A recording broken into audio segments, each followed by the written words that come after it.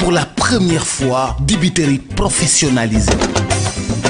Professionnel u ndawal mosoo ko dégg de am suñu marinade bopp am suñu cafka bopp am suñu secret bopp na nga xamee ni noonu la McDonald amee ay secret noonu la dibiteri Uba amee ay secret dibi Uba saaf yàpp Uba méchoui Uba poulet Uba pigeon Uba pintade Uba bool Uba kaay ma wax la fa dibi safe mooy 77 629 00 00 fa saaf yàpp neexee mooy 77 633 57 57 fa méchoui neexee mooy dibiteri Uba fa poulet neexee mooy dibiteri Uba te nag kaay ma wax la dibiteri Uba commandeel ñu livrer la fa nga ne bu la neexee tamit nga toog sa kër Korité defal say commande Tabaski defal say commande boo amee xew defal say commande booy dalal ay nit defal say commande nga xam ne dibiteri Uba dalay defaral méchoui bu toog doo defar dara dibiteri Uba livré la cey Uba moo jaaxal réew mi.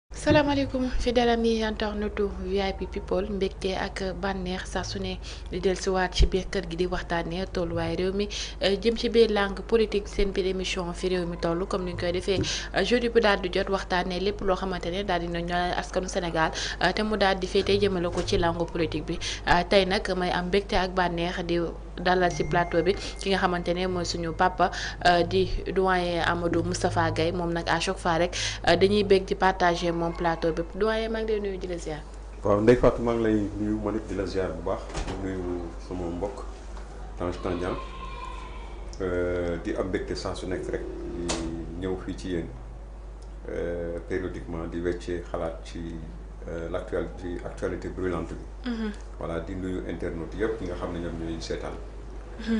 ci biir réew mi ak ci bitim réew bi ñaan yàlla nag suñu waxtaan bi doon waxtaan boo xam ne dana gindi ak askan bi. di remercier bu baax a baax di la wax dalal ak jàmm ci sa biir kër à chaque fois rek buñ ko soxlaa day daal di wuyu ñu si li nga xamante ni moom la daal di réew mi soxla mooy ni ci ab xalaatam ku ne mën ci ab jàngat boo xamante ne di nga ko si daal di mën a téere comme ni ma ko waxee rek à chaque fois rek mbégte lay am di partager moom plateau bi moom mi nga xamante ne sama doyen la di Tange à chaque fois rek damay am mbégte di partager moom plateau bi Tange maa ngi lay nuyu di la ziar.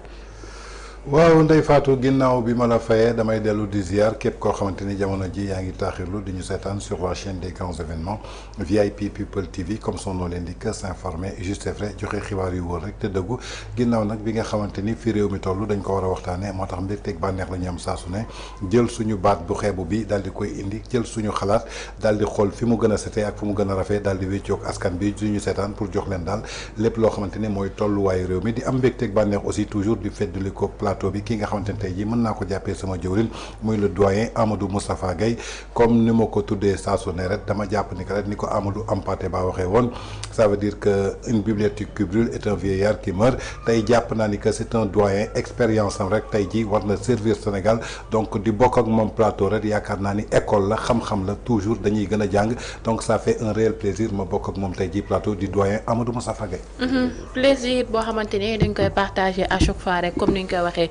mbégte la ñuy am bu ñuy partager moom plateau bi ndax mag la boo xamante ne mag bu jara bàyyi ci réew mi la ndaxte ñi nga xamante ne dañuy soog a jot dañuy soxla xam-xamam jëmaloog li nga xamante ne moo daal di xew ci réew mi amee internetu VIP People waxtaan bi dañ koy daal di dooree si li nga xamante ne nemmeeku nañ ko si ñaari fan yi mu am benn clash bu métti boo xamante ne am na fi gannaaw ba suñu premier ministre génnee yëkkati ay kaddu jëmaloog si li nga xamante ne moo jëm si mbirum justice ak ñi nga xamante ne ñoo téye woon nguur gi démb mais doyen ñu gis ku mel ni Abdou Mbow ak Thierno Alassane Sall di ko recadré waat ci li nga xamante ne moom la yëkkati woon jëmale ko si ñi nga xamante ne ñoo téye woon nguur gi démb gannaaw biñ ko daanee diggante moom ak Mame Mbaye Niang mu génn def sortie boo xamante ne on n'attendait pas sortie bu mel noonu tey balaa ñoo gis dugg ci ni nga ko recadré waat ku mel ni Thierno Alassane Sall Abdou Mbow ban gis-gis nga am keroog bi nga gisee muy def direct jàkkaarloo ak ñenn ñi nga xamante ne mën nañ jàpp ne ay ñooñam lañ.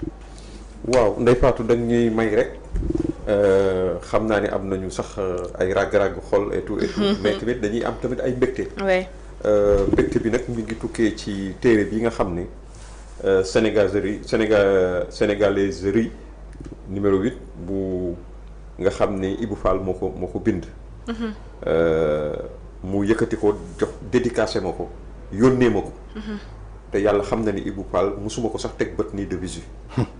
donc muy lu nga xam ne vraiment ça me va droit au cœur donte sax sama kal la te mi ngi may tooñ parce que mi ngi naan du lu ñuy lekk du lu ñuy naan. ndax xam naa ni li ma sant gay moo tax nee na daal xam naa ni pour ma lire ko rek te yem ci quoi. bañ ko lekk wala bañ ko naan mais incha allah ce document satirique bi nga xam ni Ibou Fall tey dafa mel ni ñooñu nga xam ni moom mën nañu wax ni ndono yi Mame Less Diallo parce que écrire ci satire bareetul ñu nga xam ni dañ koy def. mais te il le fait merveilleusement bien non seulement il le fait ci mbind mais daf koy def aussi ci plateau dañ koy gis ci plateau saa yu wax nit ñi danañ ci reetaan ba sonn et tout loolu aussi dafay am solo. voilà jërëjëf kon su ma dellusee ci laaj bi rek li ma ciy wax mooy loolu nga junj. bëgg ci taataan sama xalaat. mooy tey li nga xam ni moo lëmbee réew mi. d'est en ouest du nord au sud sénégalais yi nga xam ni yépp am nañu un brin de dignité ci ñoom am nañu cofeel ci seen réew lu day ni tarfatal ay ni ku ci nekk tey tu es dans tous tes états depuis sortie bi nga xam ni Ngor si Sonko def na ko bërki dem foog naa ci télévision bi ci réseaux sociaux yi ñu koy partagé nag fu nekk nga gis ko ci même ci TikTok yi nit ñaa ngi koy dagg di ko partagé ba xam naa ni sax même ci bitim réew mi ngi wër di law muy lu nga xam ni dañ koy ñaawlu au plus haut point gis nañu sax ni ci njëlbeen dafa mel ni dafa ñëw dikk di wax ci lu xam ni du lu ko intéressé en réalité indi ñu waxu Chine jaar-jaar yam fa am te boobaak léegi ba mu jógee Chine ak léegi mi ngi nag bëgg yàgg waaye daal jotoon na ci wax mais ñëwaat na dellu si ci di indi wane yenn njëriñ yi mu fa jëlee ak yu demee noonu ba ca mujjantal ga nga dégg ñëpp dégg ko mu ni fi may daaneele nag mooy li jëm ci procès bi nga xam ne moom la amoon muy rabat d'arrêt bi ay conseillers juridiques am dugaloon au niveau de la Cour suprême te Cour suprême gàntal ko wan ko ni ko gisuñu dara lu war a mën a tax ñuy casser verdict boobu nga xam ni jëloon nañ ko ba noppi maanaam war a fay Mame Mbaye Niang bi nga xam ni dafa yàqoon deram waxal ko lu nga xam ne amul mu war ko fay 200 millions ba pare it subir toutes les conséquences d'une personne bu nga xam ni d'une personnalité politique ou bien d'un politique rek boo xam ne lu mel noonu dafa dal ci kaw maanaam son inéligibilité aujourd'hui il est absolument clair que à partir du jour où loolu amee ba le 30 su ma juumulee 30 juillet beneen bi nga xam ne moom mooy 2030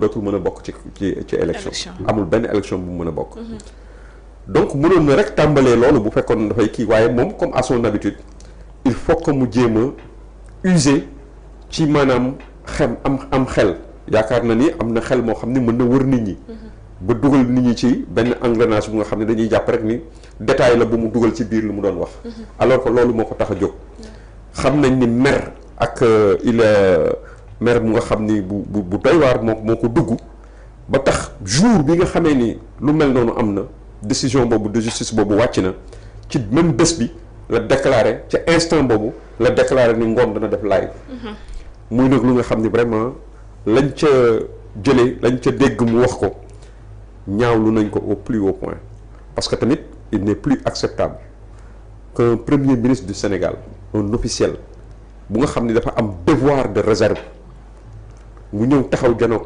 àddina yépp di ŋàññi suñu justice à travers un arrêt boo xam ne Cour suprême de notre pays moo ko génnee parce que ñàkkal nañ ko parce que nee nañu moom li mu nekk du yoon keneen ka la mu nekk mooy yoon mu ni loolu du fi amee tey du fi amee ëllëg xas suñu justice taxé leen de tous les noms d'oiseaux lu nekk il a traîné la justice du Sénégal dans la boue montrant que la plupart des magistrats wala lu ëpp ci ay magistrats yi ay nit la ñu nga xam ni ña fa nekkoon ba léegi ñoo fi nekkaat ay nit ñu ñuy ger la jox leen ay terrain ay wax bu nekk mu wax ko donc loolu vraiment metti nañu te it xam naa ni ñu mettee noonu la mettee bépp sénégalais bu nga xam ne am nga dignité voilà te respecté nga réew mi parce que nag wax dëgg yàlla justice bi nga xam ne moom lañ mooy justice bi ñu yore ñun jàpp nañ ni justice bu mat a respecté la parce que li ko doon won ne que justice bu mat a respecté la rek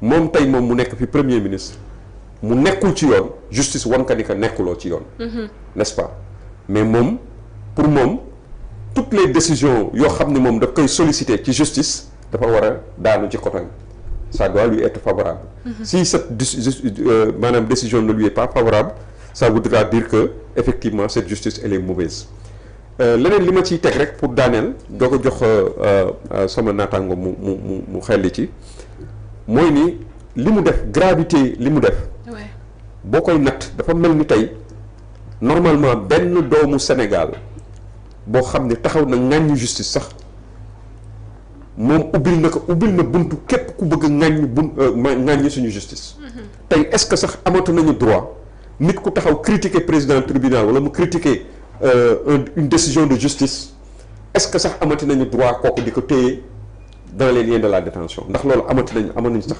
droit loolu parce que tamit moom bu fekkee ni moom mooy premier ministre du Sénégal mu taxaw wax loolu te dara fekku ko ci te mu am yem dignité ak bépp doomu Sénégal bi yem ci kanamu yoon mu taxaw wax lu mel noonu donc ku jóg war nga ci mën a jaaraat te dara du la ci fekk donc loolu moo lay wan ne la affaire état du ay affaire amateur affaire état affaire bu sérieux la nit ñi dañ ko war a jox gëddam te it jàpp naa ni en tant que président de la du conseil supérieur de la magistrature du gardien de la constitution le président de la République est interpellé pour recadrer son premier ministre su fekkee ni mënul respecter les règles de la République li nga xam ni moom mooy warteefam mais naka démettre de ses fonctions jël beneen sénégalais jox ko mbir mi moom mu continuer nekk dans le comme moom li ko arrangé mooy nekk dans l'opposition moo ko arrangé mu continuer nekk dans l'opposition nekk ci posture boo xam ni day wut ba tey éternellement day nekk nit ku mel ni nekk ci posture kuy wut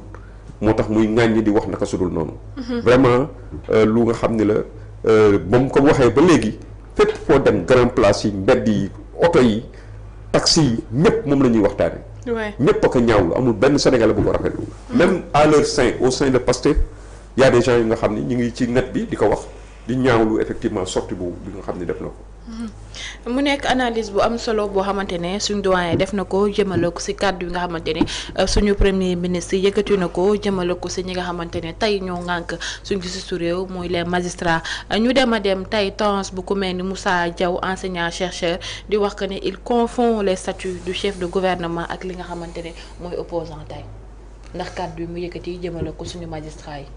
waaw Ndeye Fatou fi doyen Amadou Moustapha Gueye tàmbalee rek foofu laa bëgg a tàmbalee d'abord balaa ñuy dugg ci question bi concernant ouvrage bi nga xamante ni Ibou Fall di un grand journaliste bi ma koy xam yaakaar naa ni boobu maa ngi jàng xaw ma sax ndax dinaa doon journaliste wala du ma doon journalisme jamono jooju mi ngi nekkoon quotidien Le Frasque moom ak ñoom Cheikh Tidiane Coly Cheikh Tidiane Coly moo yoroon lii sa mag ginnaaw loolu ma gis ko muy def ay jéego donc quand on parle de journaliste da ngay am base wuute nag tey li ñu gis ci wàllu këru taskatu xibaar jaar ci école de communication rek ñëw toog ci plateau yor sa caméra ak sa micro cere bi saf na laa la nga wax xamoo li nga war a wax xamoo loo war sa wax donc ay ñoom Ibou Fall je crois que say jii dañu doon ay références yoo xamante ne dañ leen war a jàngale dañ leen war a vénérer donc journaliste su demee ba nga xamante ne mi ngi bind ouvrage di ko teg yaakaar naa ni kooku gëstoom ak xalaatam sori na doyen nag nee na benn yoon la ko mës a gis mësu ko gis man benn yoon laa ko gis à part bi ma ko doon dégg te benn yoon bi ma koy gis mooy bi ñu jàppee Moustapha Diakhaté ñu dajee ci prison ba foofu laa ko mës a gisee mais chronique am du ma ko tardé donc loolu la ñuy sàkku ci këru taskatu xibaar donc di ko ñaanal yàlla ouvrage bi yàlla na ci ndam ak lépp loo xamante ni mooy mbébétam mu fekk si ko ci pour rentrer dans ta question da nga ñëw ci benn discours bi nga xamante ni sénégalais yu bare déggandoo nañ ko le 1er juillet 2025 muy discours boo xamante ni man dama jàpp ni que dafa rotee ci làmmiñu benn doomu sénégalais muy def politique jiite parti politique moom laa jàpp ni que moom laa gis ni que moo toog ci fauteuilam jàkkaarloog ay militants am ak ay sympathisants am di waxtaan ak ñoom man nag wax dëgg yàlla bi ma déggee ni que kat diw mii day wax 21h dama ne su ma ko naree seetaan je préfère jàpp ba seet dem jaamu ji yàlla def samay naafil la parce que du ma ko seetaan man damay seetaan ku ma amal njëriñ il faut dire la vérité xëy na nag li ma ci jot am après ay extrait la ci réseaux sociaux la nekk seetaanuma ko ci page am dugguma ci page am ci ay groupe la dugg naa ay extrait am na ay extrait yoo xamante ni déglu naa ko ci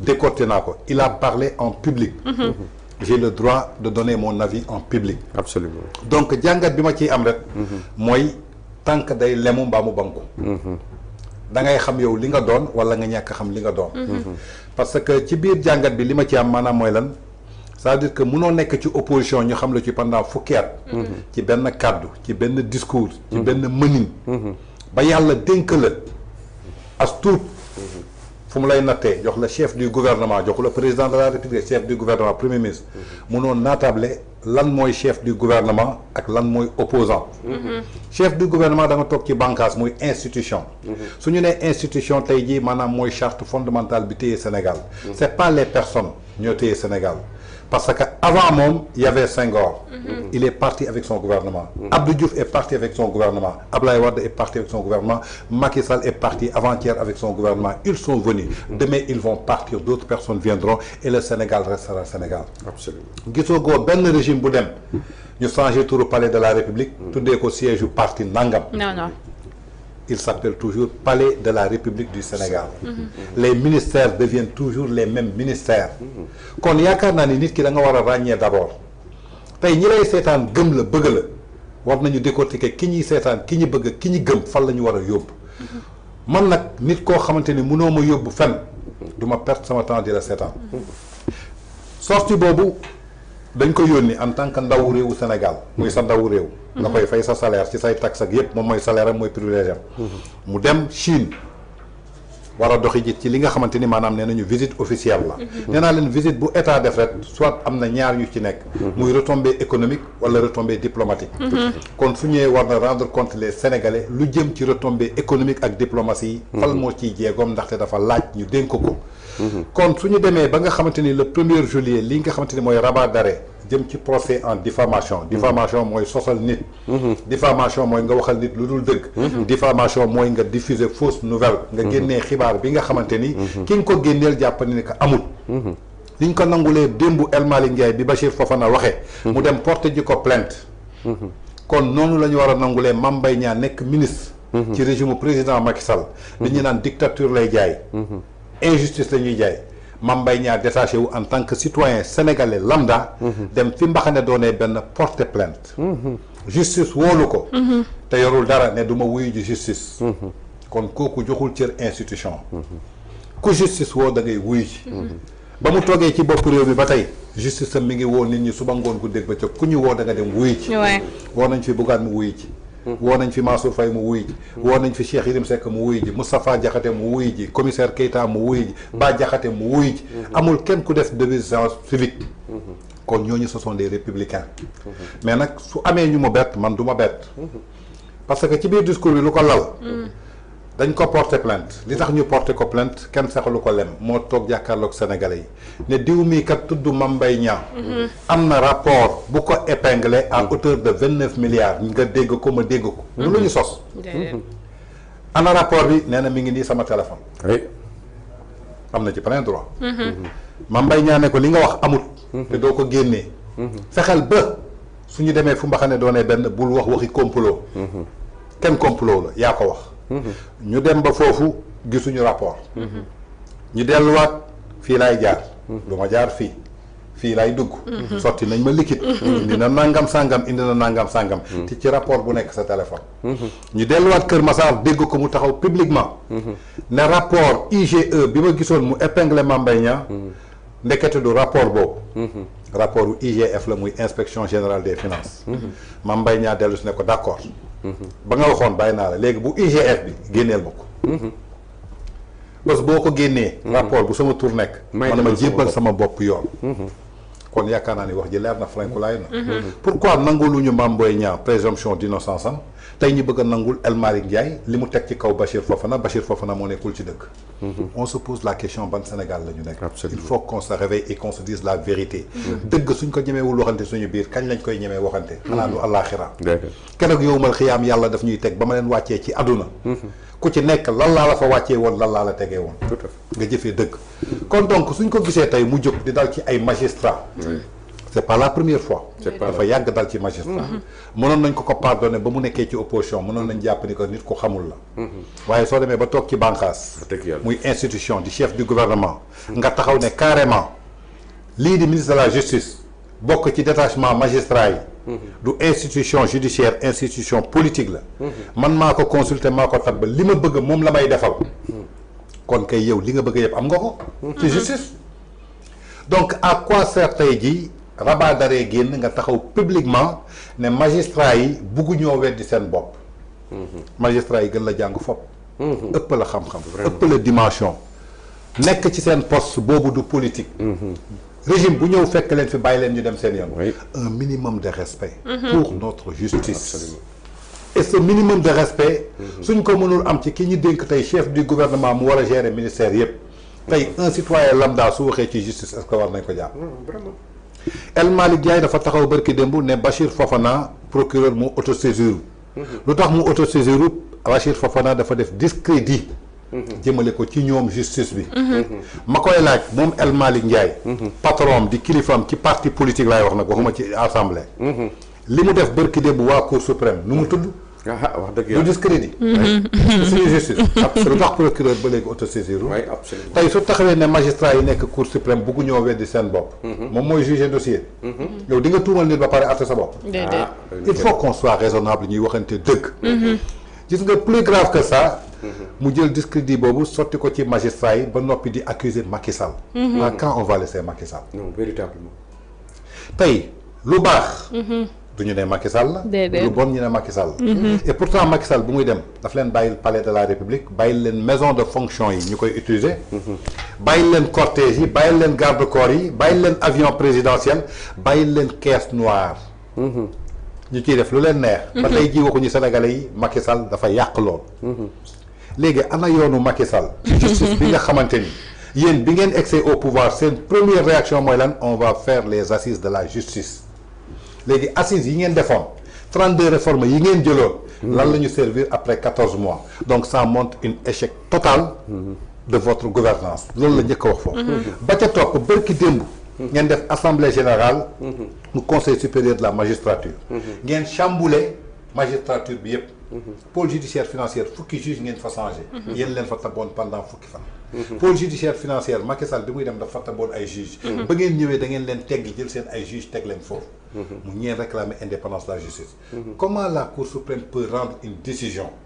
ba pare ngeen taxaw bëgg a dal ci cour suprême alors que l'affaire a été jugée combien de fois tribunal hors classe bu Dakar yëpp ne nañu amul dëgg appel nga dem cour d'appel xam nga dañuy atte cour suprême du atte day xool rek ndax violé wuñu charte yi ndax jugement bi jaar na yoon wala jaarul yoon absolument même cour suprême boobu bërki démb bi les juges Sabassi Faye joxee dëgg ay avocat agent judiciaire bu état bu Macky Sall dem fa yow la joxaat dëgg ngeen tàcc justice boobu say avocat tàcc justice boobu tey say avocat ñooy taxaw buntu cour suprême quand j'ai entendu Ousseynou Fall parler dama ne ordre des barreaux des avocats lan lay xaar ci moom est-ce que tey war nañu arrêté Djibi Ndiaye toppee ko outrage à magistrat waratu fi am vraiment plus grave on entend un journaliste moom laa ko mën a tuddee directeur de publication de Yoor Yoor Serigne Saliou Gueye def révélation bi gën a graaw nee na sortie bi mu def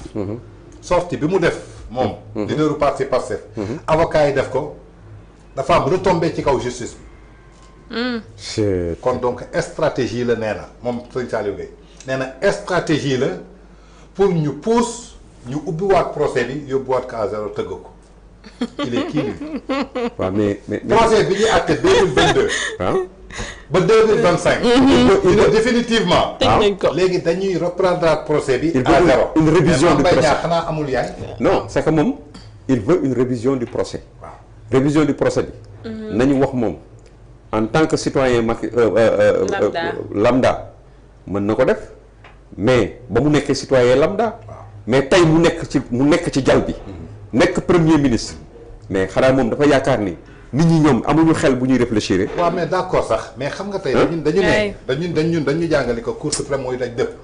ñaata nit la ñu condamné fii pour diffamation. oui je te donne un exemple Madiambal Diagne. juge Téliko. dafa dem tribunal hors classe ñu daan Madiambal. mu jógee fa Madiambal dem cour d'appel daan Madiambal. Madiambal dem cour suprême. la décision est définitive.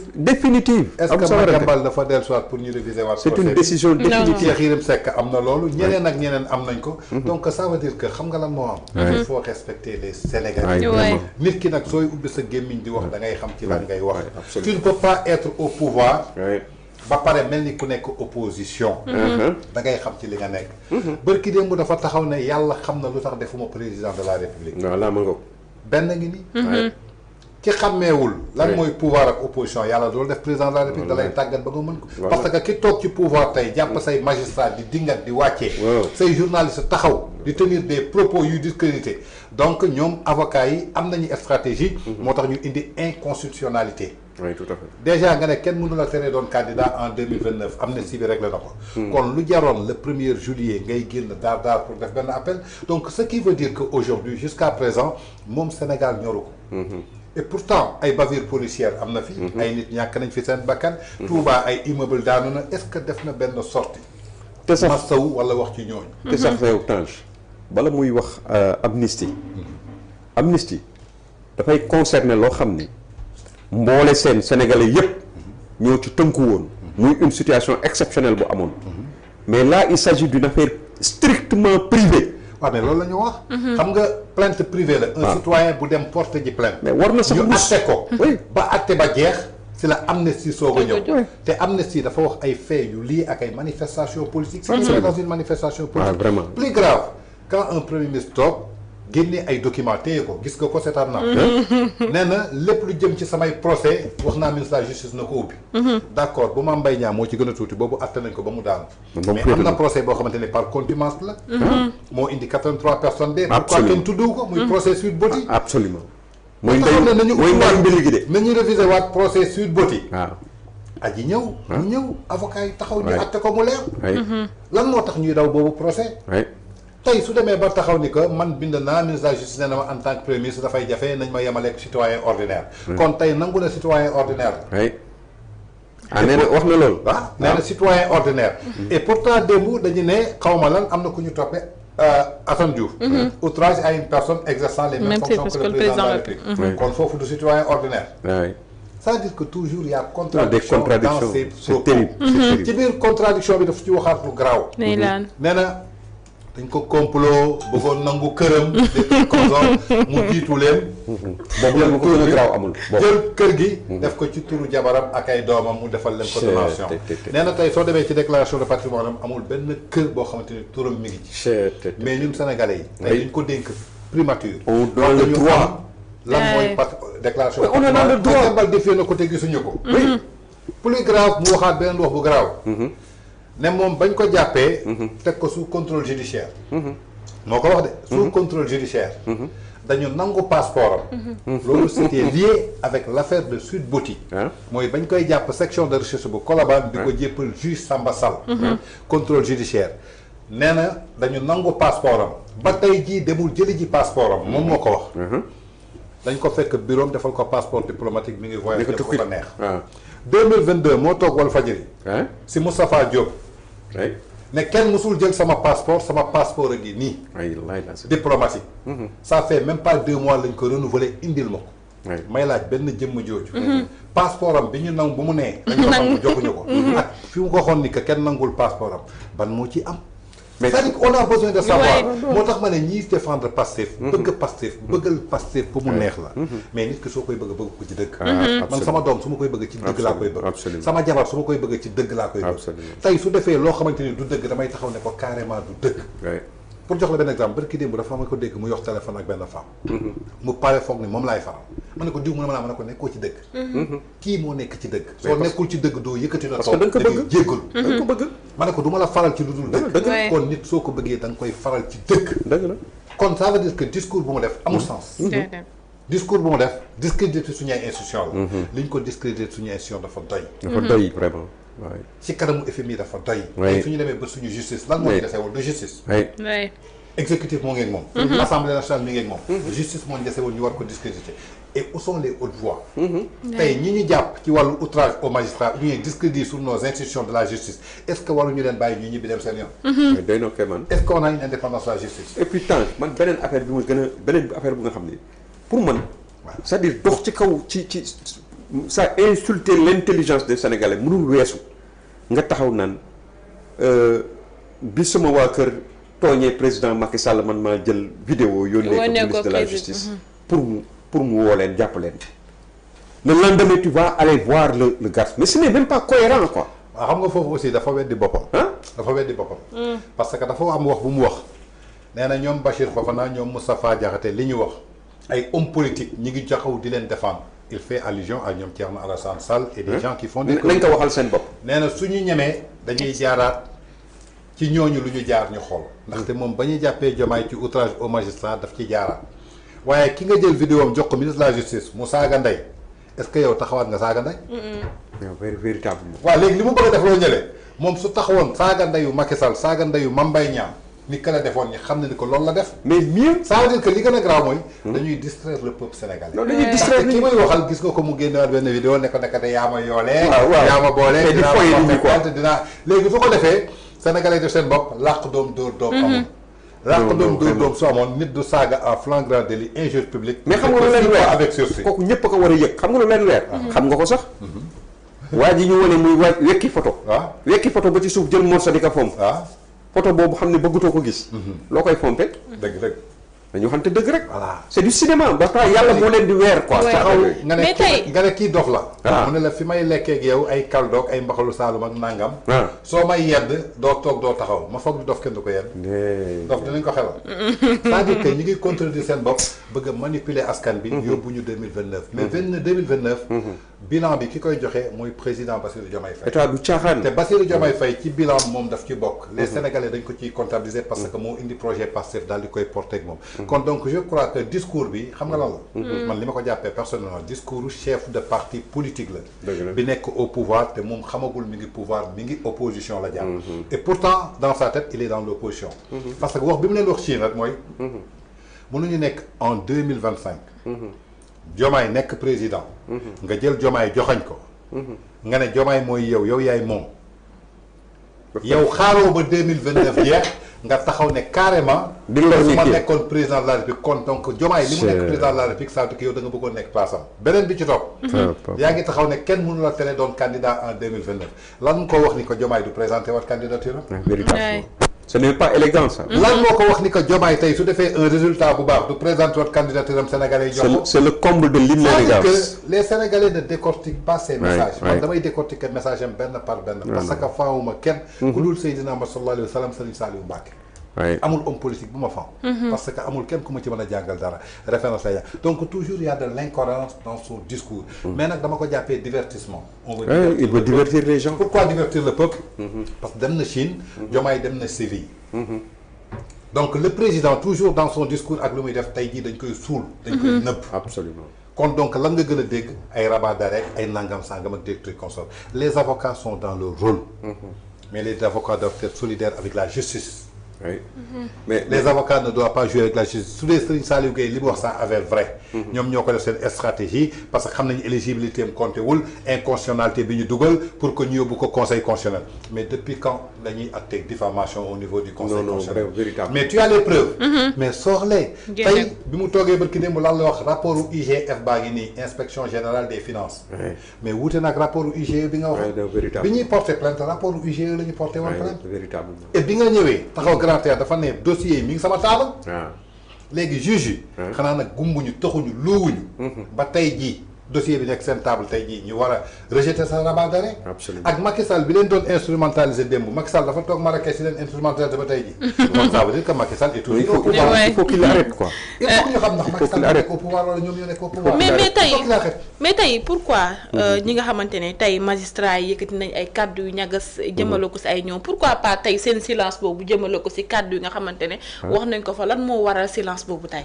waaw bon c'est vrai que affaire bi c'est à chaud peut-être que amagul les gens sont dans l'émotion jusqu'à présent pour ne pas moo tax réagir guñu mais man je pense que le syndicat des magistrats l'union des magistrats du Sénégal UMS normalement war na ci génnee communiqué war na taxaw ñaawlu lu mel noonu loolu man gëm naa ni mënut a ñàkk parce que tamit on a touché la magistrature dans son orgueil ah nga xam ni corps la boo xam ni bokk na ci corps yi gën a prestigieux ci Sénégal en fait les magistrats c'est les vicaires de Dieu sur terre ah su fekkee nag am na ñenn ñu nga xam ni tey ñoom ñoo nekk aux affaires kenn ku nekk aux affaires nekk premier ministre du Sénégal ñëw di attaquer la magistrature ci côté bi gën a sensible mooy côté bi gën a am doole daanaka muy la suite à une décision de justice rendue par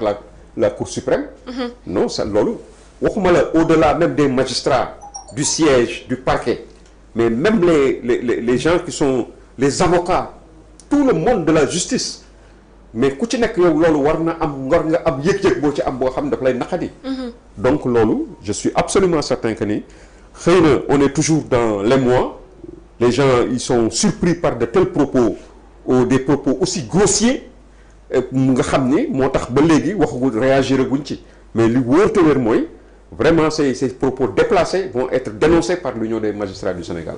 waaw. mu nekk lu am solo ndaxte bu ñu demee ba suñu premier ministre ñu naan ba tey day confondre li nga xamante ne mooy statut opposition ak li nga xamante ne mooy premier ministre du Sénégal day mel ni y a problème ñu gis li nga xamante ne kàddu mu yëkkati ñu gis ku mel ni Thierno Alassane Sall. naan c'est un premier ministre angoissé par son incapacité. waaw mais xam nga loolu aussi incompétence loolu aussi dafa feeñ. xam nga wax yàgg naa leen ko wax fii nee naa leen. jafe-jafe yi nga xam ni yépp am na ko mi ngi découlé ci seen télé xam nga boo télé quand tu même par rapport à cette répression qui s'abat sur les Sénégalais yoo xam ne dañuy jouir ci seen liberté en tant que Sénégalais yëkkati seen opinion di ko wax ci dara ñu leen di téye pour un rien ñu jàpp la tëj ci kaso bi yooyu yépp di attaquer journalistes yi di jéem a fexe sax pour museler la justice di jéem a fexe par d'autres stratagèmes pour mën a am di woot ay magistrats ci assemblée nationale pour di leen déglu ay affaires yu demee noonu loolu yépp dafa bokk ci télé quand vraiment tu es incapable de répondre aux attentes du peuple mais il faut nécessairement avoir ce genre de posture n'est-ce pas nga xam ni de dictatorial quoi pour essayer de museler l'ensemble des Sénégalais te loolu ce n'est pas possible aujourd'hui tey bàyyiwul sax la plus haute institution du Sénégal parce que li ko Tange waxee léegi boo ko xoolee quant au fond boo ko gëstoo ba ca biir il s'attaque même au président de la République n'est-ce pas ki nga xam ne moom la bénéficier confiance am ba mën a tax tey mu nekk premier ministre du Sénégal mais le fait que inélégance boobu je pense que Pape Djibril Fall l'a très bien ressorti avec beaucoup de talent. Il a montré que li muy def du yoon du sax élégance le président en exercice bu la jox confiance nga nekk premier ministre am amago fi at ñaari at nga ñëw taxaw di lor ñu fauteuil ba di casse parce que yow jàpp nga ni war nga nekk président comme moom loolu dafa rafetul kenn du def loolu mais moo tax man jàpp naa ni daal même ñi nga xam ne tey ñoom ñoo mag ngoon jóge ci pouvoir bi nekkoon en place dem fekki leen tey quand il les attaque comme ça frontalement moom le premier ministre à travers li mu laal dafa bëri. À travers son speech on l'a entendu s'attaquer mais ouvertement aux gens qui ont quelque part je ne dirais pas les transhumants hein pour ne pas dire les transhumants yi nga xam ne ñoo leen fekk si classe Mimi Touré gi ak yu demee noonu te ñooñu bu leen attaqué rek man gis-gis bi ma ci am mooy que ni au sommet de l'État déjà il y a des problèmes qui aujourd'hui même bu fekkee feeñul il y a des problèmes parce que su fekkee ni moom il est gêné il se sent gêné par ces gens par l'influence que ces gens peuvent avoir aux côtés du président de la République c'est qu'il y a problème aujourd'hui peut-être ay yoo xam ni peut-être c'est pas visible à l'heure actuelle mais man dama gëm ni situation bi nga xam ne moom la nekkee quelle que soit la résilience du président de la République quelle que soit sa capacité de supporter certaines choses lii mënul jëm kër c'est pas possible parce que tamit am na lu nga xam ni même koo bokkal ndey ak baay bu la ko defee nga am ak moom jafe-jafe n'est-ce pas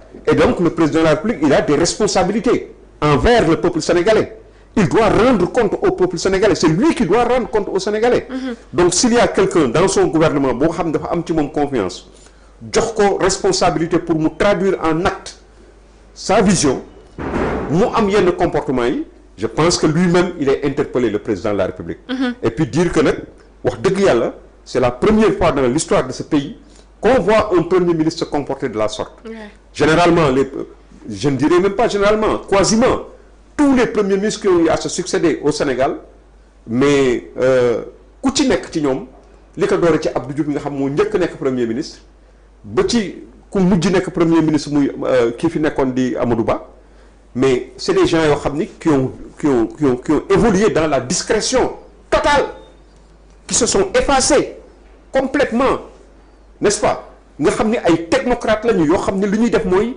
jéem a fexe xoolal Macky Sall li nga xam ne moom le président Abdoulaye Wade waxoon ci moom ba mu nekkee premier ministre il est calme il est xawma lan mais il est travailleur et cetera hein donc loolu dañuy xaar ci premier ministre mais premier ministre bi nga xam ni juróom-ñaari fan yu nekk semaine bu nekk nga takk rajo taxaw woo nit ñi ci ay affaires mais il nous parle il essaie de nous distraire alors que les véritables problèmes du Sénégal mais c'est les problèmes yi nga xam ne moo ci dugal Sénégal tey te bëgg ci génnee boppam bëgg ko touche l'ancien régime te ce qui n'est pas acceptable aujourd'hui l'ancien régime était là nekkoon na le président Macky Sall ak régime am nekk nañ fi fukki at ak ñaar musuñu am jafe-jafe ak FMI ak Banque mondiale ak suñu ay partenaires techniques et financiers il a fallu que moom mu ñëw toog benn weer ñëw taxaw daal di def conférence de presse am daal di yoole Sénégal ni Sénégal seen finance yi dara fiable ci ay wurujkat moo ci nekk ay falsificateur de chiffres moo ci nekk mais kan moo teg loolu Sénégal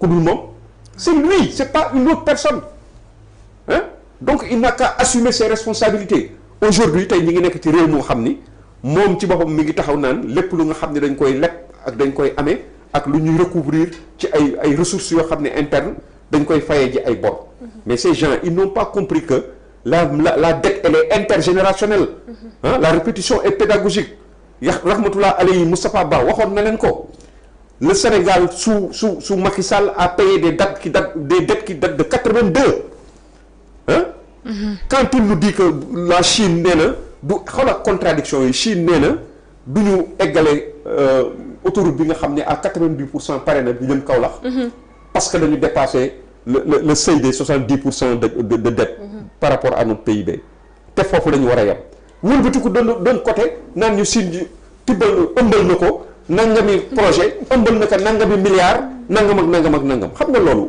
c'est mooy fooyee xelu Sénégalais yi n'est-ce pas ñun li ñu ko wax mooy su fekkee ni lii nga ko jox lii ko président Diomaye Faye jox mënu ko attanu ko mais na démettre de ses fonctions na delloo lenge yi démissionner président Diomaye on est 18 millions de Sénégalais voire 20 millions mu tànnaat beneen Sénégalais boo xam ni capable vraiment d'apporter des solutions par rapport à cette situation terrible yu nga xam ni les Sénégalais sont en train de vivre ça loolu mooy dëgg analyse bu am solo si li nga xamante ne xew na ci réew mi ba ñuy wax que ni il a ridiculisé le président de la République outré les magistrats menacé les citoyens il était Il a étalé une nouvelle fois son manque de culture d'État et de retenue, les masques, son incompétence et son incapacité par injure, la calomnie et outrage verbal. Ñu gis ku mel ni sax Mamadou Ibra Kane mu naan Ousmane Sonko a franchi la ligne rouge mais tey gis nga li nga xamante ne bi mu ko waxee léegi li nga nit ñi kàddu yi nga xamante ne ñu ngi koy yëkkati analyse bi nga xamante ne ñu ngi koy daal di am jëmale ko ci kàddu yi nga xamante ne yëkkati na ko jëmale ko suñu magistrat ak nga xamante ne mooy suñu président de la république mu mel ni procès Mame Mbaye Niang bi ba tey effet bi dañoo gut ndax gis nañ ku mel ni Thierno Alassane Sall li nga xamante ne wax na ko ci ak ku mel ni Abdou Mbow tey gis nañ ku mel ni Pape Djibril Fall aussi ñoom ñëpp à chaque fois rek bu waxee rek dañuy génn leeral askanu sénégalais li nga xamante ne moo daal di am.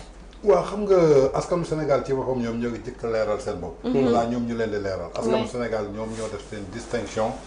entre la personne qui voudrait conquérir le pouvoir ak la personne qui était au pouvoir. donc quand les masques tombent les vrais visages. dañ leen di découvrir. xëy na du temps de l'opposition mënoon na wax lenn la Sénégalais yi jàpp. egseegul ci nguur amagul pouvoir yorogul benn pouvoir donc li muy wax dëgg la mais bu mu egsee ci nguur gi je crois que les Sénégalais ñoom seen bopp ñoo démystifier seen bopp. quand je parle des Sénégalais nag maanaam mooy porteur de projet yi. ñu doon génn ñu doon xeex. mu jaraloon rayante ñoom ñoo njëkk a taxaw ne na démissionné. dëgg la ñoom ñoo njëkk a taxaw ne du lii nga ñu waxoon. ñoom ñoo njëkk a taxaw ne war nga ñu. kon donc ñoom ñoo gisal seen bopp quant à il a franchi la ligne rouge il n'a pas franchi la ligne rouge je crois que il a franchi la ligne rouge avant d'arriver au pouvoir. Absolument. parce que quand une personne bu taxaw menacé ay magistrat nga ñibbi sa kër reer ba suur tëdd nelaw ci moom lañ ko gisee vraiment une personne bu taxaw ne on va déloger un président élu au suffrage universel direct pour un mandat de 5 ans dañ koy déloger ji ci palais daggate ko def ko ni Samuel Doe kooku il a déjà franchi la ligne rouge. xëy na nag sénégalais yi ñoo toogoon di nelaw. ba ñuy yeewu dafa fekk c'est trop tard. donc je crois que l'opposition dañu nekk ci seen rôle. mais nag il faut comparer deux choses comparables. dans l'opposition on a des technocrates. on a des gens assermentés. on a des diplomates. on a des gens yoo xamante ni dañu xam lan mooy parcours état. Thierno Alassane Sall dafa xam parcours état Abdou Mbow xam parcours état.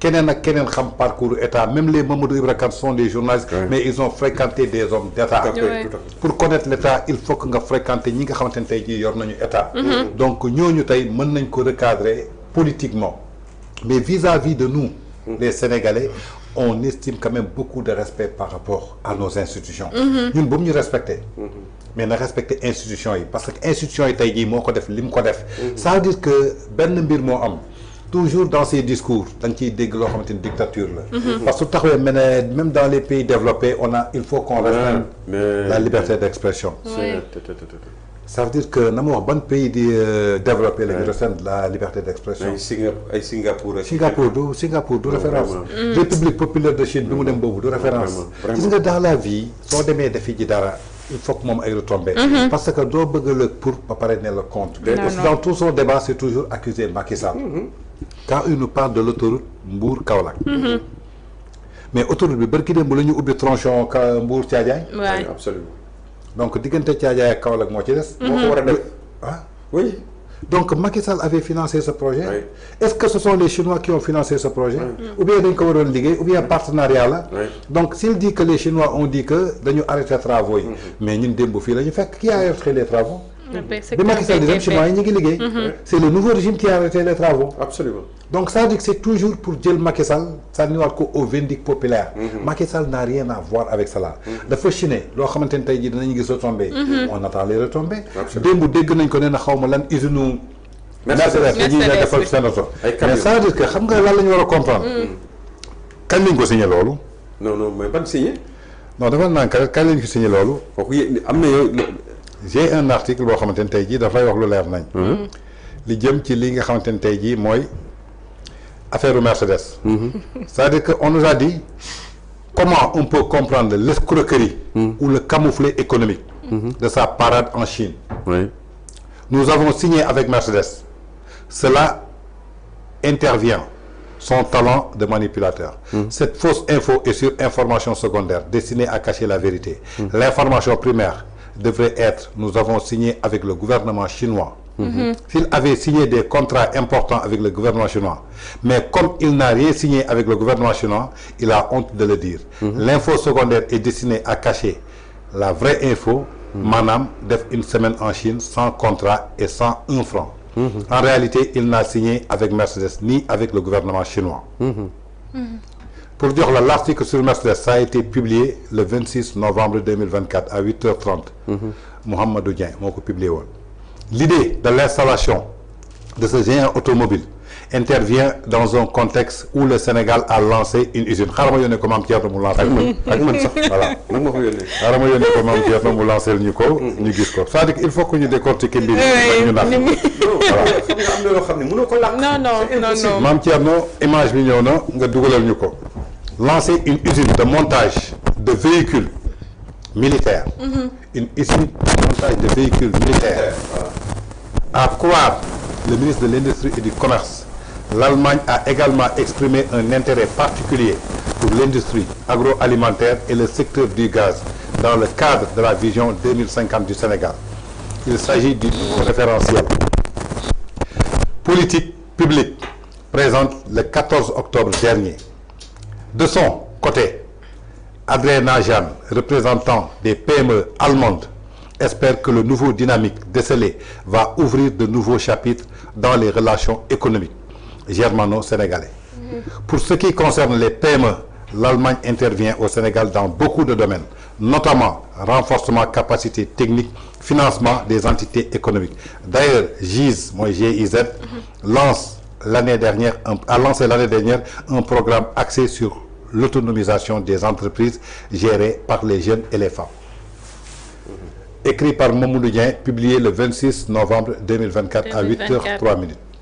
Donc tey lan la ñu signé le géant allemand dafa bëgg a installé wu fii mais loolu wax nañ ko bu yàgg est-ce que tey li fi Mercedes bëgg a def amal nañu njëriñ parce que soo xoolee Mercedes va installer au Sénégal pour toute l'Afrique de l'Ouest. C'est pas pour le Sénégal. C'est pour toute l'Afrique de l'Ouest. Ça profite à qui? Ça profite à qui? Donc foofu aussi foog ñu am lu ñu fa tirer. ci biir loolu nag dafa am benn commentaire bu am solo boo xamante ne tey jii li usine bi di rapporter fii est-ce que amal nañu intérêt wala amaluñu intérêt. Parce que dans le discours dañu dégg partenariat gagnant-gagnant. Ouais. ah déglul. mun la sommes-nous encore tombés dans le grand piège des Occidentaux? Les camions allemands en Europe, Mercedes-Benz, turc souffrent avec une chute de ses ventes de 12%. usine bi dafa am chute vente de 12%. Fiable mu demander Europe demander Asie ak seen maison mère di Daimler turc pour que mu lancer benn programme économique 2 milliards d'euros fii ak 2030 avec une réduction de personnel. usine bii ñëw fii dañoo daal. ñoo bëgg a relever waat. dañoo daal. léegi ñu bëgg leen indi Sénégal pour yooyu. léegi imaginez su état bi investir 70 millions de francs CFA. Sénégal su investir 70 millions de francs CFA ci usine bi fii. pour ñu defaral ko benn camion militaire.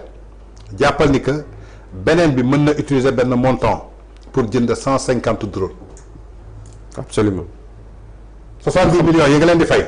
ñoom mën nañ ci jënd 150 drones yoo xamante ni mën na anéantir sa armée yëpp. Absolument. yow 70 millions bi nga leen di fay. ñoom mën nañ ci defar 150 drones. dëgg drone boobu mën na anéantir sa armée mu defaral la benn camion militaire. tey jii.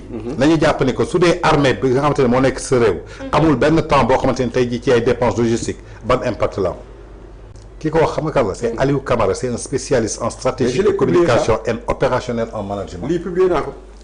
donc ça il faut que les Sénégalais se réveillent. te gis nga usine Mercedes boobu c'est pour l'Afrique de l'Ouest. Absolument. benn camion bi ngay dépasse 70 millions. ñoom mën nañu ci def 150 drones yoo xamante ne mën na anéantir sa armée. mën na gagnant-gagnant. gis nga le comble de disons de l'aveu mënul weesu de l'aveu télé pour des souverainistes mënul weesu nga toog janook sénégalais yi naan leen di leen xola waaw Chine de dafa foofu sax dafa juum nee na 22 provinces la Chine c'est 23 provinces nee nañu sax 24 la ndax Formose dañ ko ciy boole mu ni 22 provinces yoo xam ne benn bu ci nekk PIB am mat na xaw ma ñaata nangam province bu nekk mën nañ ko booleeg benn kii boo xam ni donc mënuma développer loolu mooy mënuma développer Sénégal mais danaa dem wuti ñoo xam ne dañuy développer Sénégal pour des souverainistes pour des gens qui ont vendu cette camelote cette marchandise qu'ils ont vendue aux Sénégalais de maanaam par des Sénégalais et pour des Sénégalais yow taxaw tey au bout de presque mooy amagul ñaari at nga taxaw bëgg a jël réew mi jébbal ko Chine. maam Thierno dugalal ñu historique ko Chine bi ñu leeral ko. Vraiment. La République populaire de Chine compte 23 provinces, 5 régions autonomes, 4 municipalités et 2 régions administratives, spécialisées pour une totale de 34 divisions administratives au niveau provincial. En détail, cela comprend 23 provinces. Ces divisions administratives sont directement gérées par le gouvernement central. 5 régions autonomes, ces régions comme la région autonome du Tibet, de la région autonome Oubouzone, Xinjiang est une statut élevé que les provinces ne bénéficient pas d'une certaine autonomie. La municipalité, il s'agit des grandes villes qui sont directement sous l'autorité du gouvernement central, telles que Pékin, Shanghai, Chongqing et Tianjin. Donc, retour d'un voyage aussi important, que tu appelles l'ensemble de la presse autour d'une conférence, pas d'un point de presse, conférence de presse. En donnant la parole aux journalistes, nous poser cette question, nous poser nous savons les tenants et les aboutissants des accords éventuels qui signés. Nous avons une visibilité sur l'argent que la Chine aurait donné au Sénégal. Parce que au Sénégal, Sénégal, n'est-ce pas? Nous sur table. Mais à défaut de tout, il ne nous a pas montré. C'est l'opacité totale. Il nous parle de choses jusqu'à présent. C'est des projections certainement. Le Sénégal, quelles sont les retombées immédiates, du moins immédiates, qui vont profiter aux Sénégalais par rapport à cette visite? Les Sénégalais ici et maintenant. Parce que tamit dafa jamp ba nga xamni lolu mu jël ci koomu Sénégal ak doomu adama yamu andal délégation bu am doole ba mu andal ak ballon ba mu jël muy jet privé hein lolu yépp ndax ñu mëna natt ndax mom la mu doon dem wuti Chine ndax jar nako wala jaru ko mais lolu lañ koy doyé mais nak su fekké ni dafa bëgg lëndëmal nit ñi ñew duñu indil ay wax yo xamni sa way kenn xamul waxu lan la hein di attaquer suñu ay magistrats ak ay affaires de non vraiment ça ne passe pas. Ça ne peut pas passer. décortiquer nañ ñu li nga xamante ne moom lañ doon wax jëmale ko ci Mercedes bi ak li nga xamante ne mooy voyage bi xaar bi nga ci doon xaar ak tey taxawaay bi nga xamante ne gis nañ opposition bi liñ ci def jëmale ko ci discours bi nga xamante ne tenir na ko barki démb gannaaw bi nga xamante ne gis nañ moom ak procès Mame Mbaye Niang ci rabat bi nga xamante ne Cour suprême dafa joxaat ku mel ni Mame Mbaye Niang dëgg mu daal di génn wax gis ngeen li nga xamante ne opposition wax na ko ci mais nag lu ci mënti am rek nañ xam ne am na yenn kàddu yoo xamante ne duñ ko rafetlu ci dëkk boo xamante ne dañ naan dëkk démocratie la te dañuy wax à chaque fois rek on a confiance à notre justice ba ndogal bu fa daal di jugee rek dañ ko war a di ko respecter comme ni ñu ko waxee léegi rek ñi nga xamante ne dañ leen doon topp ci outrage aux magistrats ñi nga xamante ne dañoo yëkkati woon ay kàddu yu ñagas jëmale ko tey ñi nga xamante ne ñoo ŋàng suñu justice su réew tey ñooñu caabi féete woon leen gannaaw tey ñuy laaj union des magistrats ñoom lan la ñuy xaar ci li nga xamante ne moo jëm ci discours bi nga xamante ne suñu premier ministre yëkkati na ko jëmale ko si li nga xamante ne mooy ñoom waaye bu ñu jógee ci loolu dañuy dem si li nga xamante ne nommeeku nañ ko si ñaari fan yi benn affrontement bi nga xamante ne am na diggante sénégalais ak ñi nga xamante ne ñooy force de défense et de sécurité fële ca Ross Béthio ak fi nga xamante ne fii ci Cambérène ba ñu gis ku mel ni suñu premier ministre jël ci ay décision yu am suñu président de la République autant pour moi di exiger li nga xamante ne lumière jëmale ko ci ñaari mbir yooyu fële ca Ross Béthio ak li nga xamante ne moo am fële ca Cambérène ndax Ross Béthio gis nañ ko fa ñàkk ba kanam fi nga xamante ne tey fii ci Cambérène aussi am na ñaar nit yoo xamante ne ñàkk nañ fa seen bakkan ba tax dëkk ndaw ya yeewoo Cambérène daal di révolté wu ba daal di def li nga xamante ne mooy barki démb di ñu nemmeeku. waaw Ndeye Fatou lu ñuy njëkkee rek mooy di yot ay baatu jaale. ak massawu aussi ñi nga xam ni seeni mbokk ñoo ci loru ak ñi nga xam ne dañ cee am ay gaañu gaañu. ak it population yi fitna yi nga xam ne nekk nañ ko ci ñu ngi leen ci vraiment massawu coono di am empathie ci ñoom di féliciter nag vraiment le président de la République par rapport ak posture bi mu am parce que tamit loolu mooy warteefam mooy loolu mooy lu mel noonu bu amee ci réew ay doomu aadama seen bakkan dafa fort seen bakkan daanu ci te mu jógee ci ay nit ñu nga xam ni yaa leen yilif te da nga leen yabal pour le maintien de l'ordre lu mel noonu am ci loolu c'est le minimum bu nga xam ne war nga ko mën a def te vraiment mate na ko wane na ko donc on l'en félicite di wax rek ni par exemple loolu mu def nga xam ne ba mu wàccee ci avion rek daanaka la taxaw wax lu mel noonu. yaakaaroon nañ ko aussi ci premier ministre. jamono yi mu janoo Sénégalais yi. di wax ay wax di attaquer suñu magistrature fàtte na sax ni lu mel noonu mi ngi am ci réew mi te booba moom moo fi nekk. président nekku fi donc moom loolu moo doon waru garam jaale nit ñi dem ci ñoom déplacé wu sur place xool la fa xew donc mais nit moom bu fekkee ni yow am na loo xam ne du principal ci yow leneen mooy lu principal mooy sa bopp moo la ñor donc ci sa bopp rek nga mën a nekk. ci sa intérêt personnel rek nga mën a nekk. donc li ñuy wax rek mooy bavure yooyu c'est pas aussi la première fois mu am. c'est la énième fois tegu Sénégal rek. réew yi ci àddina yépp xeetu bavure policière yooyu daf fiy am day faral di am moo xam les pays du nord les pays de grande catégorisés grande démographie sax day am ci seen biir donc mais lu ñu war a mën a def pour loolu gën a mën a wàññeeku.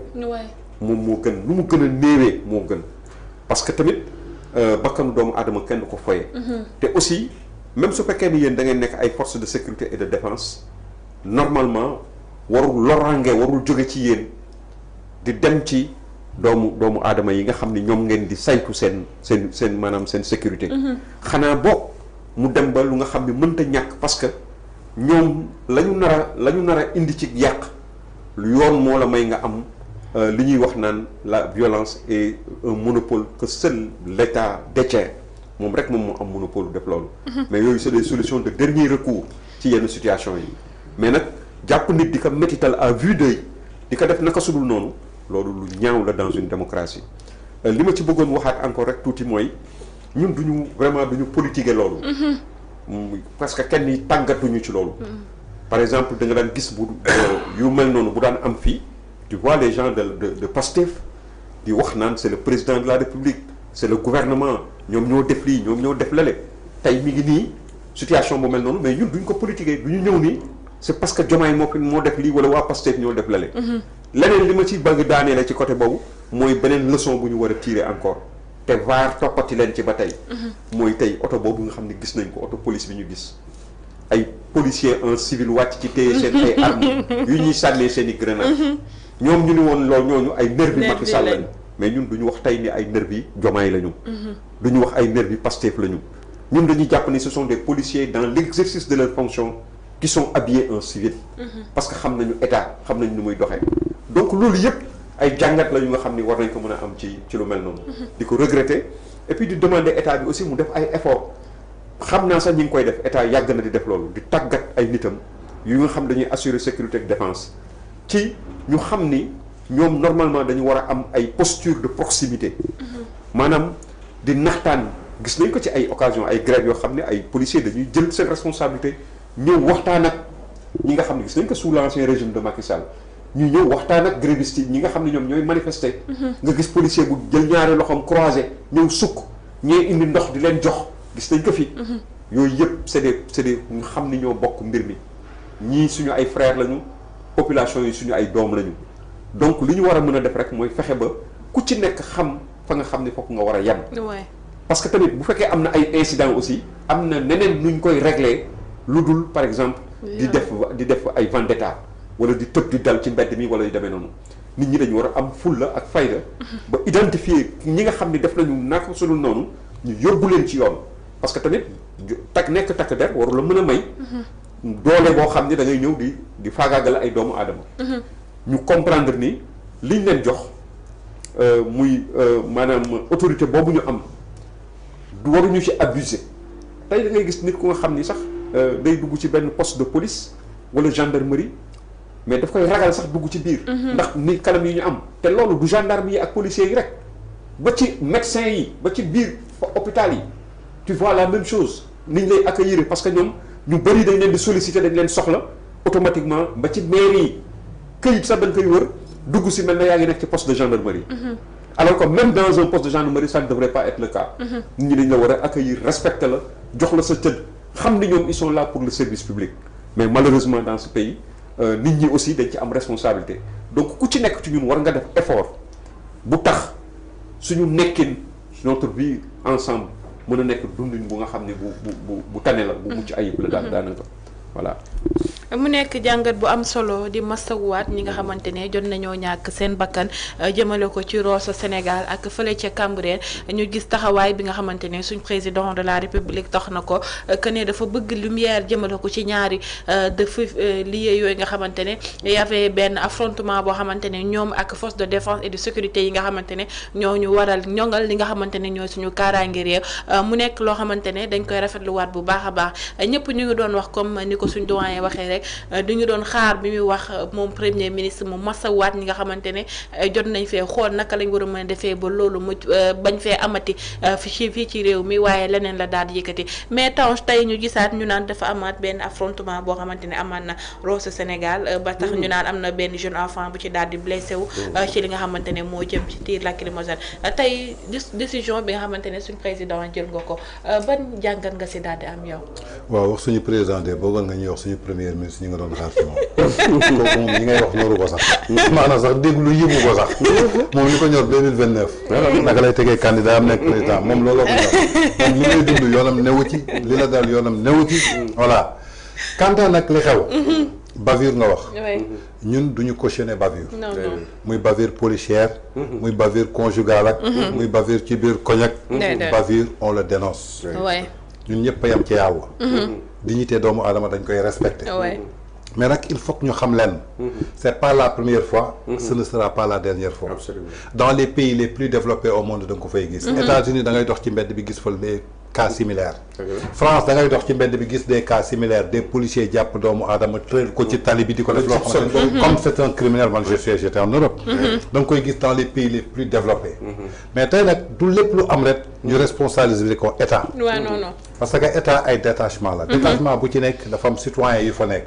je crois que question de société la parce que le policier il a été formé chez lui nañ ko yaree suñ la yaree ci jub suñ la yaree ci li nga xamante ni moom nga màggee poste boo dem moom nga fay wane moo tax quand on parle de corruption wala de sàcc nangam kenn mënu ko dindi ci àdduna bi tey su dee yow fi nga yaroo jubadi nga fa yarodoo jàng ci jubadi màgg ci jubadi am diplôme ci jubadi fu ñu la mën a teg soo yoroo ni ay milliards da ngay jubadi ku ñu yar ci jub nga yar loo jàng moom ngay tari c'est-à-dire que yàlla daf ñu sàkk te yemalewuñu kantaa nag li ñu gis mu xew Cambérène tout d'abord dañuy massawu njabootu ñi nga xamante ni ñàkk nañu seen bakkan li xew Rosso dañuy massawu njabootu ki nga xamante ni mooy xale boobu nga xamante ni gaañu na ci lex lacrymogène daal di koy laal xëy na amaana jàmm su amoon ku nekk di doxi say occupation loolu yëpp du fa am mais nag àdduna ak loolu ñoo ànd foog ñu koy nangu quant à le président de la République Bassirou Diomaye Faye li mu def c'est dans son rôle tey moom dañ ko dénk Sénégal képp ku yeewoo Sénégal war na xool ni que ndax yaa ngi ci jàmm wala nekkoo ci jàmm loolu mooy rôle am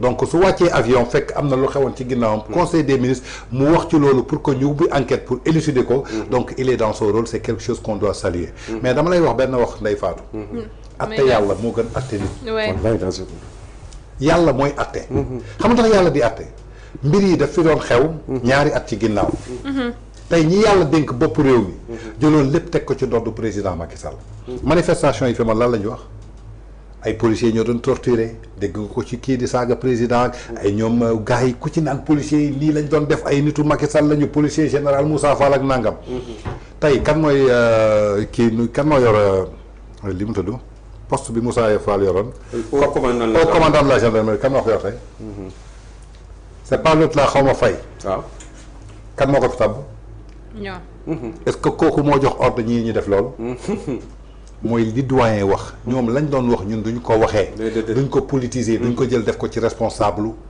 état amaana ñooñu ba ñuy jàmmaarloo wala ba ñuy def du woon sax seen intention du woon seen yéene jàmm ak pexem yàlla ak dogalam seytaane fi mu xajul lay dugg tey je crois que yàlla moo leen atte ak le président Macky Sall lañ doon jiiñ démb président Macky Sall yàlla moo dogal les mêmes choses am ci seen biir nguur léegi ñu xool tey kan lañ koy indexé ñoom léegi ñoom suñu xoolee yëguñu tinuñu général au commandant de la gendarmerie yëgul ministre des forces armées yëgul tey ñoom su dee ñoom loolu leer na leen kon démb noonu la ñu waroon amee yàqim ni que lii xew ni Moussa Fall yoonam newul si kii yoonam newul si nangam sangam donc ce qui veut dire que toujours rek fii ba 2029 ci bépp stratégie yàlla daf ñuy atteeg ñoom te bi ñu toogee ba léegi yàlla bi ñuy atteeg ñoom fan la ñu yàlla njëkk atteeg ñoom ci accident yi voilà dañoo falu rek accident yi mel ni Malick Ndiaye était ministre de ñu jël El Malick Ndiaye def ko ministre des infrastructures et des transports moom mi taxoon ni accusé Mansour Faye ku ay gaaf la dafa war a démissionner non c'est terrible yàlla woon que li nga waxoon Mansour Faye man fa laa lay teg ci poste boobu ba pare di indi ay accident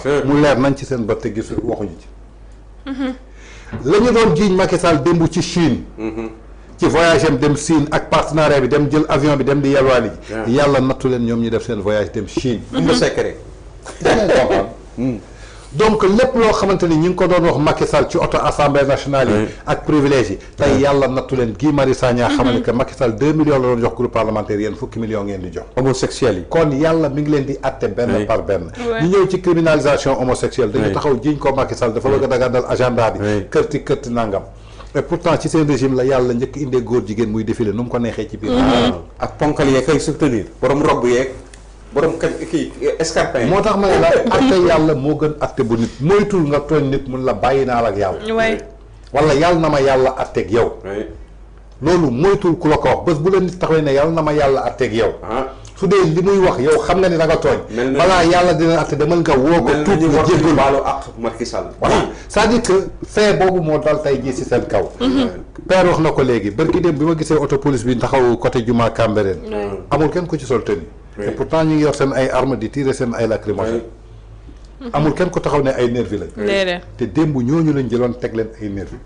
bay naan numéro 9 ak numéro 24 ak di taxaw di wax gis nga su dee dañuy foog ne politique ci populisme la ak manipulation Dieu est juste gis nga yàlla mi ngi ñuy atte ak ñoom diggu bëccëg ndar kam am nañu nangu nag am nañu nangoogul yéeme loolu moo am ci àdduna ndaxte tey jii yàlla mënu fi wàccee Seydina Mohamed ne kii mooy gën di mindeef ba tey jii am na ñu ko topp am na ñu ko gëmul kon à plus forte raison que ñun ay doomu aadama donc ce qui vient de se passer à Rosso dañuy ñaan yàlla nañ ko éviter bu mu fi amati mais ci bépp corps boo dem am na ñoo xamante ni ils sont insolents man je vois des policiers yoo xamante ni ay nit yu baax lañu policiers yu dal policiers yu compréhensible policiers yu déggal nit bërki démb lu xew Cambérène man maa seetaan chef police bi bu mu ñëwee dafa ne policiers yi bu leen dóor ci kaw dóor leen ci diggu tali bi pour ñu tas trouble bi parce que am na ay nit yoo xamante ne seen yoon nekku ci kooku dafa jóg pour gaañ non kon am na ñu baax tey soo demee ci hôpitaux yi am na ñoo xamante ni soo fa ñëwee dañ lay dalal ba nga fàttee am na ñoo xamante ni soo fa ñëwee dañ lay yuuxu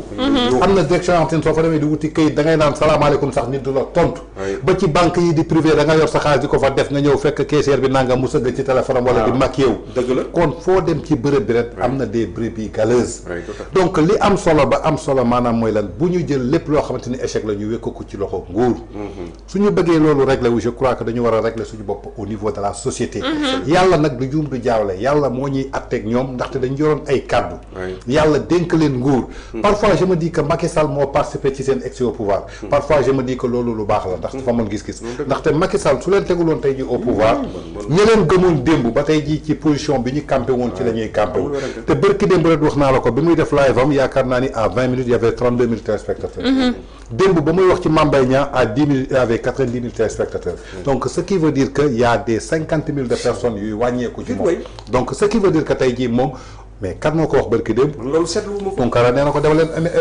élection nee na ko résultat yi du mel ni mu mel Tunkara bu nekk yeesa mu ne ko demal élection résultat yi du mel ni mu meloon dina daanu Akhenaton bërki démb li fi jógee ci ñoom la bokk même chose la ko wax Kési foofu même chose la leen wax ndakam ñi bokkoon ci ñoom doon sol projet bi mu jaral leen xeex jaral leen saaga ndey ñoom ñoo dem ba découvrir ni que moitié de la population dañu leen bàyyi kooku nee na mi ngi xooli 2029 fa lañ jëm c'est-à-dire que il faut que les Sénégalais se réveillent xam ne kan la ñu amal en face gis naa nag benn ñaar ñett ñoo xamante ne ñu ngi toog ci plateau yi waxuñu ak Sénégalais yi démb dégg naa comédiens yi taxaw di naan am na ñoo xamante ni dañoo bëgg leaderu parti Pastef ba ànduñu ak seen sago am na ñoo xamante ni dañ koo bañ ba tàkkalikoo ak seen sago ma ne ko na muñee ñi ko bañ ba tàkkalikoo ak sago ñi ko bëgg ba ànduñu ak moom sago moom ni mu bañee woon gis démb Macky Sall ba tàkkalikoo ak sago noonu la ko yàlla fayee boon ab ñoo xamante ne bëgguñu ko gis ba tàkkalikoo seen sago est-ce que ñëpp a war a bëgg ñëpp ku ñëpp bëgg nga ku ñëpp tuf li nga tooy amul fenn amul kenn ku bëgg ku ñëpp bëgg la ma ni la yàlla suñu borom mi sàkk doon c'est-à-dire que quand j'entends ces comédiens toog ci plateau yi di wax danga naan ñii mais est-ce que ñi am nañu tuuti xel est-ce que ñu ngi réfléchir. su ma déggee beneen chroniqueur taxaw fële ci Guédiawaye TV naan wéy gis naa journaux yëpp bind ci affaire rabat d'arrêt bi nangam sangam kii dama ko gëm parce que li mu doon wax démb moom lay waxaat tey mais attends nit ki suy saaga démb. nga gëm ko ci loolu mu ñëw di ko waxaat tey mais bu ko ci faral. sooy faral di da nga koy faral ci dëgg. waaw man su ma doon sàcc démb. ñi may jàpp di ma tëj ma dellu si waat tey nga ne kii dama ko gëm ndaxte démb da doon sàcc. am na benn gàccee gi noonu. c'est-à-dire que dañu ne ba nga xamante ne amatuñu valeur. quand j'entends des gens parler damay naan tey jii ñii est-ce que am na humanité bu des ci ñoom. am na benn xale bu wax ni sànq la ko doon wax mu ni moom li muy jàpp ni mooy Ousmane Sonko amul mbokk parce que nee na lu tax mu ni amul mbokk du parce que dafa bëgg wax ni amul mbokk quoi. mais en réalité dafa bëgg wax ni amul ku ko jege koo xam ni. su bëggee dem ci mur bi bëgg mbëkk mur bi wala mu def naka su dul noonu kooku dana ko jaral xeex ak moom. ne que lii doo ko fi defee. parce que xam nga bu fekkee da nga jël ay nit yu lay jey rek. ñi la wër yépp kenn ñemewu ci taxaw wax la dëgg. wala yow sa bopp doo accepter dëgg parce que am na ñu nga xam ne loolu dañ ko bàkkee ah. dañ ni moom du nit koo xam ni da nga koy wax dara mu def ko moom li mu xalaat lay def jeex na. te ni àddina du noonu. àddina nit ki ak loo mën a doon ak koo mën a doon ci àddina. yow sa doom ji nga jur sax war na la mën a wax. ne la papa lii bu ko def nangam. nga daal di respecté loolu. waxantuma la vraiment. situation bi compliqué na lool sax mais à chaque fois dañuy masawu ñi nga xamante ne ñoo daal di ci loru ci mbir mi nga xamante ne am na Cambérène ak fële ca Rosso Sénégal di leen masawuwaat bu baax a baax di ñaan yàlla na ci yàlla def wis ndox mu sedd guy ba li nga xamante ne am na fi mu daal di fay gëj wala ñu xool naka lañ mën a def ba mbir moomu dootu amati li nga xamante ne mooy ci réew mi waaye bu ñu jugee ci li nga xamante ne mooy bavure policière bi ak li nga xamante ne mooy décision président de la République jël ne nañoo soxla lumière ci loolu. dañ koy rafetluwaat bu baax a baax dañuy daal di dem ci li nga xamante ne mooy mbirum Abdou Nguer tey ñu doon wax que ne dafa waroon audition am tey la woon waaye dañ ko daal di renvoyer ndax li nga xamante ne moo jëm ci grève bi nga xamante ne greffier yi dañ koy daal di grève doyen. waaw gis nga li dal Abdou Nguer daanaka moom moo dal ki nga xam ne mooy Bachir ak Moustapha Diakhaté ak Moustapha Diakhaté oui surtout nag Bachir foofu nag parce que Bachir foofu li tax ma wax ko mooy dañu ni diffusion de fausses nouvelles. oui mais balaa diffusion de fausses nouvelles am nouvelle am. bonne nouvelle. nouvelle sax am. Hein? Pour Abdou Nguer il n'a même pas diffusé de nouvelles pour que cette nouvelle soit fausse. xam nga li ma la. ils l'ont arrêté comme ça jël argument boobu teg ko bi ñu demee ba ci biir naka lañ def dañoo dem jëli benn waay ba nga xam ne nee nañ jàpp nañ ko dañ def nañu enquête ba xam ne kooku moom moo bind loolu kooku ñëw avoué loolu ni moom moo bind jël identité wu Abdou Nguer mais normalement Abdou Nguer instant boobu rek dañ ko waroon bàyyi mu dem ñibbi këram. te kooku mi ngi ci kaso bi. Ba léegi. donc jàpp nañu ki nga xam ne moom moo jël identité Abdou Nguer bind ci li mu bind mais Abdou Nguer aussi est retenu parce que ñoom jàppoon nañ ni nanga ba mu neex leen ñu génnewaat Abdou Nguer ci loolu ci coow loolu yépp indi yeneen waxu daaw ak daawaati jéeg ñëw indi ko tegal ko Abdou Nguer donc c'est simplement mais pour réprimer Abdou Nguer quoi pour l'empêcher de parler quoi parce qu'il les gêne. Mais c'est la même chose avec Bachir, sauf qu'avec Bachir moom bon on demande la bonne nouvelle. Hein? Quand il n'y a pas une nouvelle, quand la nouvelle n'est pas confirmée ou infirmée, il ne peut pas y avoir de diffamation. Faudrait-il que la nouvelle soit confirmée ou infirmée pour ñu mën a xam ndax lii am na wala amul. Mais normalement kenn waru ko sax jàpp. Surtout que nag mandat dépôt encore pour un journaliste ces avocats wax nañ ko déplorer nañu loolu te loolu du yam fii dina dem ba ci instance internationale yi nga xam ne ñoo amee affaire taskatu xabaar ay Reporters sans frontières ak ñeneen Nations Unies ak leneen loolu rafetul ci Sénégal te day gën a delloo ginnaaw Sénégal parce que le Sénégal fait partie de la communauté internationale te les États sont notés et sont même aidés certains États nga xam ni qui en ont besoin comme les nôtres les États à faible kii yi nga xam ni seen économie dafa néew doole. ñooñu dañ leen di seet seen nawle yi nekk ci àddina si bu fekkee ni am nañu taxawaay yu rafet seen digganteeg doomu aadama yi jox ak yelleefu doomu aadama yi ay yenn ndimbal yi day jóge ci nit ñi communauté internationale di dem ci ñoom. n'est-ce pas lu mel ni que ay Millennium Account ku ne xam na ni ci loolu lay jógee.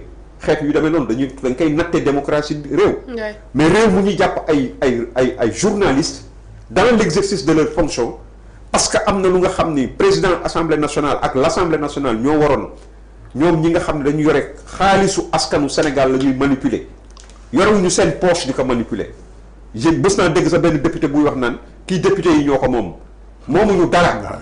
li ñu moom yëpp ce sont les l'argent du contribuable. L'argent du contribuable sénégalais. N'est-ce pas? Donc le Sénégalais a le droit de regard sur comment ces deniers publics sont utilisés. tey bu fekkee ni yow da nga woote benn marché nga ni marché bi marché restreint la ay sénégalais yu yëpp nekk fi nga restreindre ko ci ñenn sénégalais mais war nga toog janoog sénégalais yi wax leen lu tax nga restreindre ko ci ñenn sénégalais yi su fekkee dafa am kenn ku gagné ci ñooñu nga ko restreindre am na ci ñaar wala ñett ñoo ko restreindre kenn ci gagné ko war nga génnee argument yu tax yu leer nañ ni kii lii moo tax mu gagné ko mais à défaut de ça mais tu ouvres la voie à toutes sortes de commentaires. Et puis de droit, les gens ont à s'inquiéter. Nous, on aurait même pu organiser des marches pour exiger que la lumière soit faite par rapport à cette question. Aujourd'hui, quand un journaliste prend ses responsabilités en tant que journaliste, hein, pour dire que moom lii la gis lii lañ ko wax information yi la ci am ak information yi la ci am mais normalement wax dëgg yàlla ah journaliste boobu suñ ko gërëmatul ah mais waruñu ko jàpp di ko tëj ci kaso bi.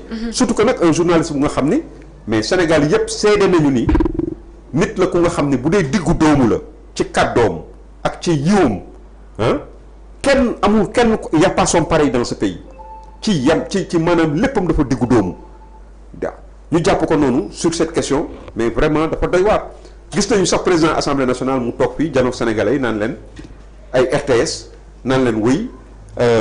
xale bi li mu bëgg wax maanaam di traduire di nettali géntu li nga xam ne moom motivé ki ñuy accuser li ko motivé pour mu wax loolu mais ñun on lui demande pas ça. Non. Tout ce qu'on lui demande c'est de nous dire si réellement le Cheikh Gueye là a gagné ce marché ou c'est un autre qui l'a gagné. Et pourquoi il l'a gagné? Quels sont les critères qui président à ça? Il nous le doit. C'est notre droit le plus absolu. Hein? Et même par devoir, ils doivent nous dire ça. Donc toute cette situation, c'est eux qui l'ont créée. Parce que dès lors qu'ils bu ñu taxawaloon benn commission seen communicant yi bu ñu génnoon rek ni ñu nangam ak nangam am les Sénégalais ne sont pas aussi compliqués. dañuy xam ni marché bi nii la demee ak na le mais c'est dans l'opacité la plus totale. Déjà c'est quelqu'un bu nga xam ne fii moo fi taxawoon janoog ñii nii. budget bi nga xam ne moo nekk assemblée nationale dafa ëpp moom bu ñu nekkoon au pouvoir dañ koy xaaj tey moo taxaw naan maa def maa tey j'assume d'avoir nangam et cetera. Un marché de 8 milliards 54 millions pour acheter la voiture d'un député sur 165 alors que yaa ngi naan dëkk bi dafa tagga témbe alors que ce premier ministre démb rek nga dégg ko mu taxaw naan dëkk bi lu ñu am yépp dañ koy fay ji ay bor mais ñii kan la ñu yàq quoi réellement. Ouais. Hein? Il faut savoir raison garder ces gens-là malheureusement ñu ngi leen téye te amul benn xoolal ku mel ni Moustapha Diakhaté mag mu day ni Moustapha Diakhaté on le retient pour un truc bu nga xam ne lu yomb loo xam ne y avait même pas de quoi l'appeler am na ñu nga xam ne sax yëguñu woon ni Moustapha Diakhaté wax na loolu mais c'est parce que il faut vraiment sévir quoi waaw sévir gratuitement. nekk ci ay logique xam nga président assemblée nationale bu ñëwee toog naan waaw am na ñu nga xam ne ñu ngi kaas tey naan xale bi li mu wax nii nangam ak nangam kenn waru ko woon jàpp ci lii ñooñu fan la ñu nekkoon ba ñuy jàpp Pape Alé ñooñu fan la ñu nekkoon bi ñu may jàpp mais kooku est-ce que c'est où est le principe dans ça? Quelqu'un qui était contre une démarche hier il était contre cette démarche fondamentalement parce qu'il dénonçait ça. Il disait que Pape Alé était dans son droit et que lui aussi il était dans son droit. Aujourd'hui il veut maanaam s'argumenter sur la base de ce que ces gens-là sont en train de faire et que moom la doon dénoncer démb naan ña am na ñu fi nekkoon lu tax waxuñu loolu du wax. wax ji mooy lii ànduma ci woon démb ñuy jàpp nit dans ces conditions tey je suis au pouvoir encore plus ànduma ci loolu kenn du jàpp nit par ay délits d'opinion. loolu moo doon dëgg. mais vraiment c'est des contre-exemples ces gens-là. Ouais. ñu koy masawuwaat bu baax a baax moom Abdou Nguer tey la waroon nekk audition waaye dañ koo daal di dàq ndax li nga xamante ne moo jëm ci grève bi nga xamante ne greffier ñu ngi koy daal di grève même démb sax comme ni ko suñ doyen waxee mbirum Moustapha Diakhaté ak Bassirou Fofana aussi tamit grève bi nekk na benn motif boo xamante ne tax na ñu daal di koy dàqal mu ñuy wax sàkku ñu lijjanti mbir mi nga xamante ne moo jëm di waarum justice ba grève bi daal di mën a dakk bañ mën a taxawal nit ñi ñu daal di leen atte ñu mën a delluwaat si li nga xamante ne mooy seeni ay liggéey mais tons tey mbirum kii nga xamante ne mooy Abdou Nguer nit ñi dañ see commencé jaxasoo ndaxte tantôt des fois ñu koy toppee lii des fois ñu génn ko indiwaat yeneen vidéo yoo xamante ne dafa daal di yàgg ba tey moo doon taxaw ñu daal di koy dàq ndax grève bi nga xamante ne ñu ngi koy daal di grève. waaw Ndeye Fatou Abdou Nguer d'abord dañ koy massaw.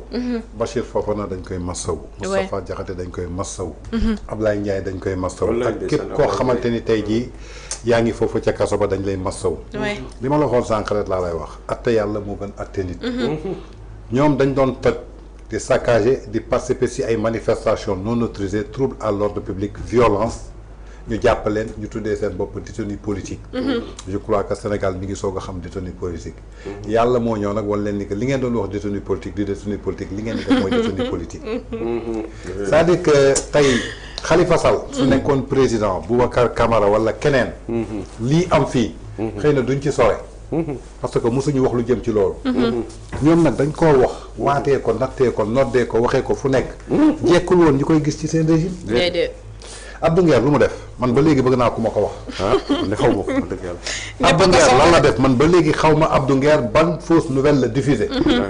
parce que pour diffuser une fausse nouvelle il faut savoir la bonne nouvelle léegi nañu wax ana bonne nouvelle bi. bonne nouvelle bii ngi nii Abdou Nguer dafa jéggi bonne nouvelle bi wax lii man xaw ma ko yëgu ma ko. su dee ki moom compte bi. moom nee na man maa moom compte bi xaw ma Abdou Nguer dama ko faam. jàpp ngeen kooku. Abdou Nguer victime la bàyyi leen ko mu ñibbi. ngeen boole ñoom ñaar ñëpp yóbbu ci kaso bi. te booy boobu dégg naa ni commencé na fa sonn. Thiès la dëkk. fan même seen loxo jotul seen ginnaaw. Kayré lu mu def dafa saaga yaayu président Macky Sall ñëpp xam nañ ko. wallaay la si. Kayré dafa saaga yaayu président Macky Sall. saaga yaayu Mame Mbaye Niang. moom mi ngi doxee ay soxlaam. Abdou Nguer lu mu def kenn xamu ko. Bachir Fofana un journaliste. bi war a dox askan bi information bi mu xam révélé ci marché voiture assemblée nationale yow mi mu ko waxal nga war a wax ak askan bi lii laa ko jox kii laa ko jox yow ba léegi waxoo gooñu tey ñu bëgg a acter une diffusion de fausses nouvelles est-ce que tey sañ nañu tëj Bachir Fofana pour diffusion de fausses nouvelles kenn sañ mais suñ ko tëjee pour diffusion de fausses nouvelles est-ce que ñun en même temps war nañu jox la bonne nouvelle pour ñu def suñu comparaison et jusqu'à présent on n'a pas la bonne nouvelle. man maa wax ne la kooku kenn ko tëj. léegi nañ ma nee suba Amadou Moustapha Gueye lañ jox marché oto yi. su boobaa ma ne Bachir nag li nga wax du dëgg. Cheikh Gueye nga wax ki yor marché yi Amadou Moustapha Gueye la ko noo soxla. mais t'es mieux. c'est simple. t'es mieux. quel que soit Alpha. il est dans son rôle de journaliste. dans un premier temps on lui a donné une information. il a relayé l'information. en public il a dit que ni lii laa dégg ñu wax ma. le code de la presse lui demande de protéger ses sources. def na ko. mu toogaat sans recevoir de plainte ni d'inquiétude de quoi que ce soit. le surlendemain ou le lendemain il va vers sur un autre plateau.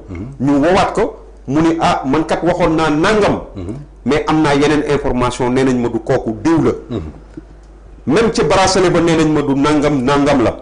di kenn mi ngi amee bracelet bi ba léegi. mais kooku ban faute la def. deful benn faute. c'est un professionnel de la presse. c'est un homme en félicité. diffusion de fausses nouvelles déjà kii la ñuy jox marché bi turu kii la mais mën nga juum ci tur bi sax. lan moo ci sa am rectificatif. te li ko doon seet assemblée nationale nañ def benn communiqué dégg nañ kat ci presse bi am ku ne kii lañ jox mais yaakaar nañ dafa juum. presse bi kii lañ ko jox.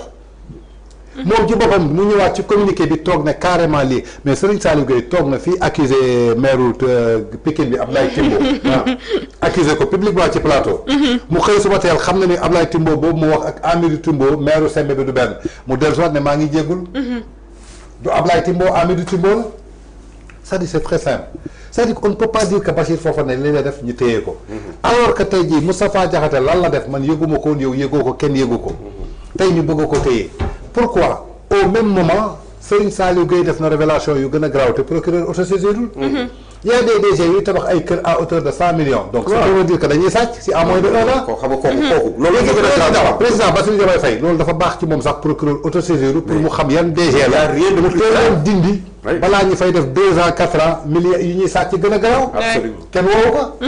Pape Sané dafa taxaw ne carrément. Ablaye Sylla. Ecotra. dafa dóor benn banque. ñu viréel ko xaalis. banque bi bëgg ci tëdd am ministre bu ko woo ne ko fay leen ko xaalis bi afam contrat man. ñu convoqué ko mu ne ko nañ ma convoqué. ñu convoqué ko bàyyi ko mu ñibbi. te ba léegi weddi ñu information xamul nu mu demee ba léegi. voilà léegi comment on peut retenir Bachir Fofana en prison comment on peut retenir Abdou Nguer en prison. te jàppal ni ko audition bi ñu référé. maanaam chargé nañ ko beneen. même tey suñ ko auditionné au fond ñi gisuñu ci dara dañuy naan dafa amaat beneen instruction bu nekk ci ginnaaw. mais jamono bi Abdou Nguer di nekk instruction. loolu lañ ko toppee division de force nouvelle. vraiment. et pourtant Mame Mbaye Niang nee nañ ko dafa luubal 29 milliards te kooku musul dugg kaso. ñu mu bàyyi mu dafa soxla.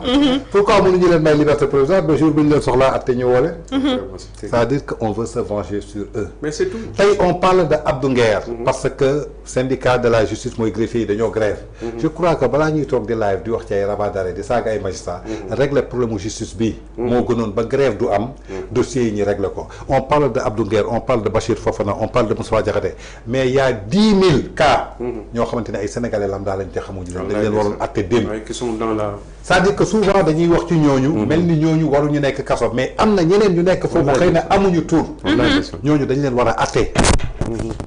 donc ce qui veut dire que tey jii ñoom injustice bu ñu doon xeex 83 personnes yi ñàkk seen bakkan à quoi ça nous sert sénégalais yi ngalawaay yeewu leen.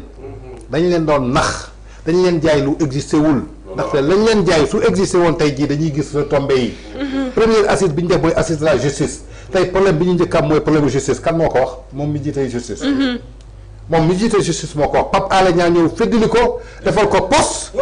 soutenir ko ne tey problème bi ñu am mooy problème justice malgré sauvé nañu élection bi mais lépp lu ñu am fii ci crise ñoo ko def mais vous avez fait 14 mois au pouvoir vous avez promis de réformer la justice. donc tey vous êtes incapable. moom le même jour les professionnels de la presse de la RTS montent au créneau pour le dénoncer. mais Ismaïla mi ngi yuuxu ci abi autoritaire di faire appel au président Bassirou Diomaye Faye. tey ku nekk waroon na ko def seen ñoom c'est-à-dire que gis nga àdduna mooy li may wax rek on ne récolte que ce qu'on a semé.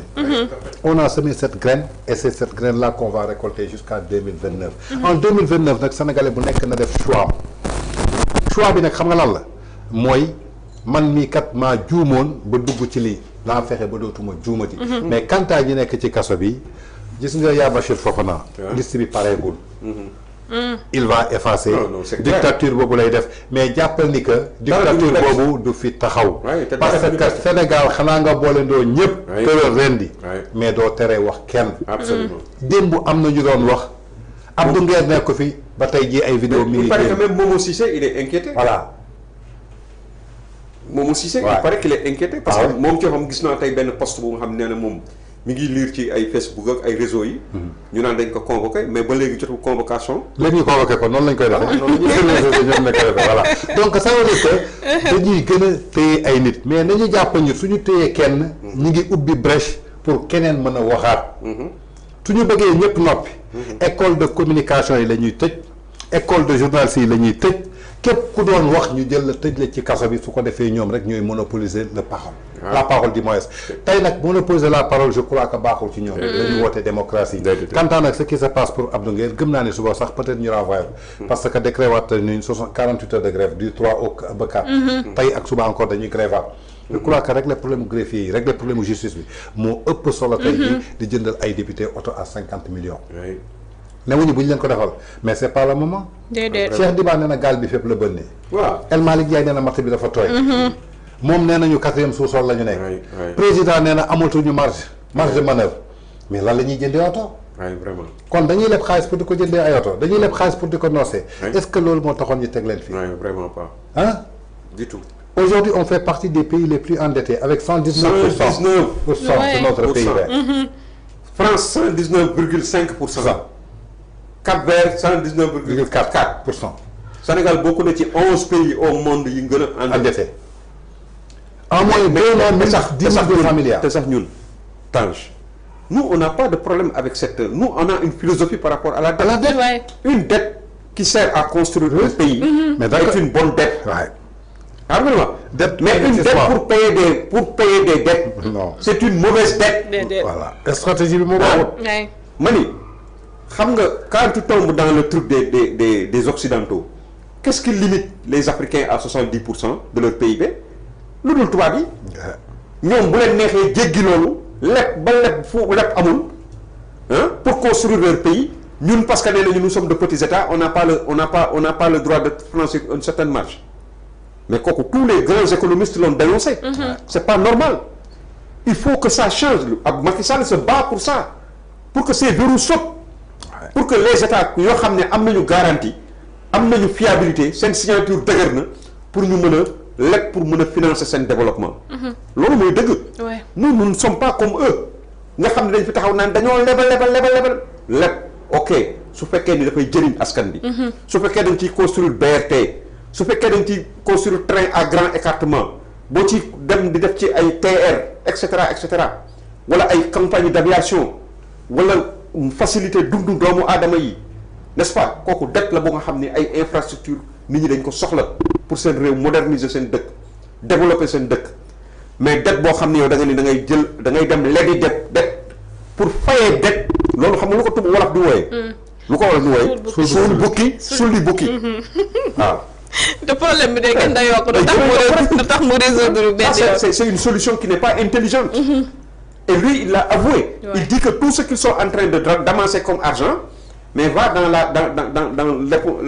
l'épongement de la dette alors que ça n'a même pas de sens. Ça n'a même pas de sens surtout nag que ñun dettes yi ñu leb dettes yi nga xam ne moom le président Macky Sall leb ce ne sont pas des dettes comme ñoom dettes yi ñuy leb ce sont des dettes li ci ëpp ce sont des dettes concessionnelles ce sont des dettes qui sont inscrites dans le long terme. ay 48 ans 30 ans nga xam ne as lépp ngay joxe tuuti ngay joxe. doo ko n'est-ce pas mais ñoom li ñuy leb mooy leb yi ñu leb yëpp amu ci benn boo am 10 ans leb yi ñu leb yëpp 7 ans mu weesuwul ñetti at ñeenti at par force dans 4 ans dans 3 ans danañ koy fay. à des taux insoutenables des taux de 7 et voire 8%. am na sax ñuy wax naan am na benn boo xam ne 14% la mais ñoom vraiment ñoom li leen am nañu lu leen doy mbubb ak tubéy. Aujourd'hui c'est de se mettre dans les rangs. De comprendre que le Sénégal c'est pas n'importe quel pays. De profiter des acquis de ce peuple, les acquis que les générations antérieures ont engrangés depuis 60 ba fi ñu toll nii Sénégal dañ ko liggéey ba taxawal ko ba nga xam dafa am identité am personnalité nit ñi respecté ko ci àddina si yëpp gouvernement yëpp jox ko cër ñu bëgg yow en 14 mois 15 mois ñu bëgg a salpaañe loolu yëpp loolu c'est ça qui n'est pas acceptable. Heureusement que il me semble que le président Diomaye ait compris ça. Aujourd'hui si lui il quitte la Chine après avoir dénoncé les États-Unis, n'est-ce pas? Aujourd'hui le président de la République à une semaine de son retour de Chine va prendre ou 2 semaines va prendre l'avion pour aller voir le président Trump. Oui. Ça c'est déconvenu. C'est une raclée ça. C'est un désaveu du président de la République. Mu wax ko ak ñu ñàkk ko wax. Nous les observateurs c'est ce que nous concluons. Aujourd'hui il est clair que ñun li ñuy wax mooy le Sénégal lu ma leen wax fii nee naa la le Sénégal lu ñu mës a nekk nous avons toujours été des non-alignés des pays yuy coobarewu ànduñoo ak ma Samba ànduñoo ak ma Demba. Mais bëgguñu jële ñu ci ñii taf ñu ca ñële parce que yow jàpp nga ni ñële ñi ngi la téye FMI ba fa nekk jàpp nga mandargaal nga FMI les pays du nord ak yu demee noonu mënatoo fa am li nga bëgg parce que ñoom aussi dañuy liggéey. te li ñuy liggéey scientifiquement lañ koy doxee du caageelu dañ lay xool rek nga neex leen lépp loo def lu njaaxum boo mën a def rek ñu daal di ci taf seen loxo déedéet foofu lu leer moo fay am jusqu'à présent ils disent que ni y a des choses qui ne sont pas claires dans les accusations yoo xam ne jóge na ci gouvernement du Sénégal ñëw ci ñoom nañ ko leeral tant que leeraluñ ko la leen Macky Sall donele xam nga Macky Sall ñaata la leen donele 1000 milliards yoo xam ne daf ko lépp de concession ak FMI décaissé guñ ko woon loolu ndono lu leen Macky Sall wàccal te mënuñu fexe ba jot ci 1000 milliards yooyu moom la ñuy daw bu metti bi bu effréné bi 1000 milliards yooyu ci gannaawam la ñuy daw te 1000 milliards yooyu lu tax jotuñu ci ba léegi mais Ousmane Sonko moo yoolee Sénégal moo tax yi ñuy daal di tenir moo taxaw ni gars yi nangam ak nangam léegi nag gars yi nee nañu chiffres yi na leer gars yi fan la ñu jaar ba def li ñu def na leer mais jusqu'à présent ñoom mënuñu fexe ba tontu ci loolu. leeragul ba tey leeragul. ñu gis tey comme ni ko suñu doyen waxee ñu naan Jeune Afrique FMI dafa suspend sa décision sur la remise d'une nouvelle inventaire sur la dette publique. En effet, l'institution internationale estime que le rapport de la Cour des comptes sénégalaise est incomplet. mais oui bien sûr. rapport bi dafa incomplet ñun waxuñu ko de FMI ba ko wax. c'est-à-dire que gis nga xam nga lu garaaw. yéen ngeen yor état yor lépp. ngeen hérité tey li nga xamante ni moom ngeen fekk mais Ablaye Wade. bi muy hérité pouvoir bi ci PS. est-ce que su waxoon li mu fi fekk tey jii dina développer Sénégal. déedéet. am na loo ma fàttali sax Tange. waaw bi nga tuddee Ablaye Wade. waaw qu'est-ce que Ousmane Sonko a dit là récemment nee na xam pour te dire moom il pense que les Sénégalais nekkuñu fi woon démb ak il dit que oui Ablaye Wade bi muy jógee Sénégal il a laissé moins de 30 xaw ma ñaata % la fi bàyyi ci ay dettes Ablaye Wade a laissé 78%. mais Ablaye Wade dafa ne Macky Sall 78%. Ablaye Wade dafa ne Macky Sall li nga fayee salaire doo ko am. oui xam nga Ablaye Wade wax na prédécesseur te mës nga dégg Macky taxaw naa. est-ce que Macky Wade nag ma bàyyil nangam nangam. non non Ablaye Wade dafa bàyyil Macky budget 2000 milliards. oui Macky bàyyi leen budget 7000 milliards. mais oui 7000. te Macky waxu leen du ngeen fay bor yi. oui Macky bàyyi leen pont. non bàyyi leen ay autoroute bàyyi leen ay infrastructure bàyyi leen BRT bàyyi leen terre. vraiment muy produire di fay boppam. ba pare bàyyi leen pétrole bi ngeen commencé ko jaay. tey ñooñu ñoo ñëw tey di wax ay affaire rapport tey Cour des comptes bi rapport bi liñ ci doon wax tey jii ba mu jur tey jii ay convoqué ay nit mais FMI ci boppam nee na convaincre leen parce que ñi fi nekkoon dañu demander audience FMI muy waa APR. yóbbul ko ñoom seen vrai rapport.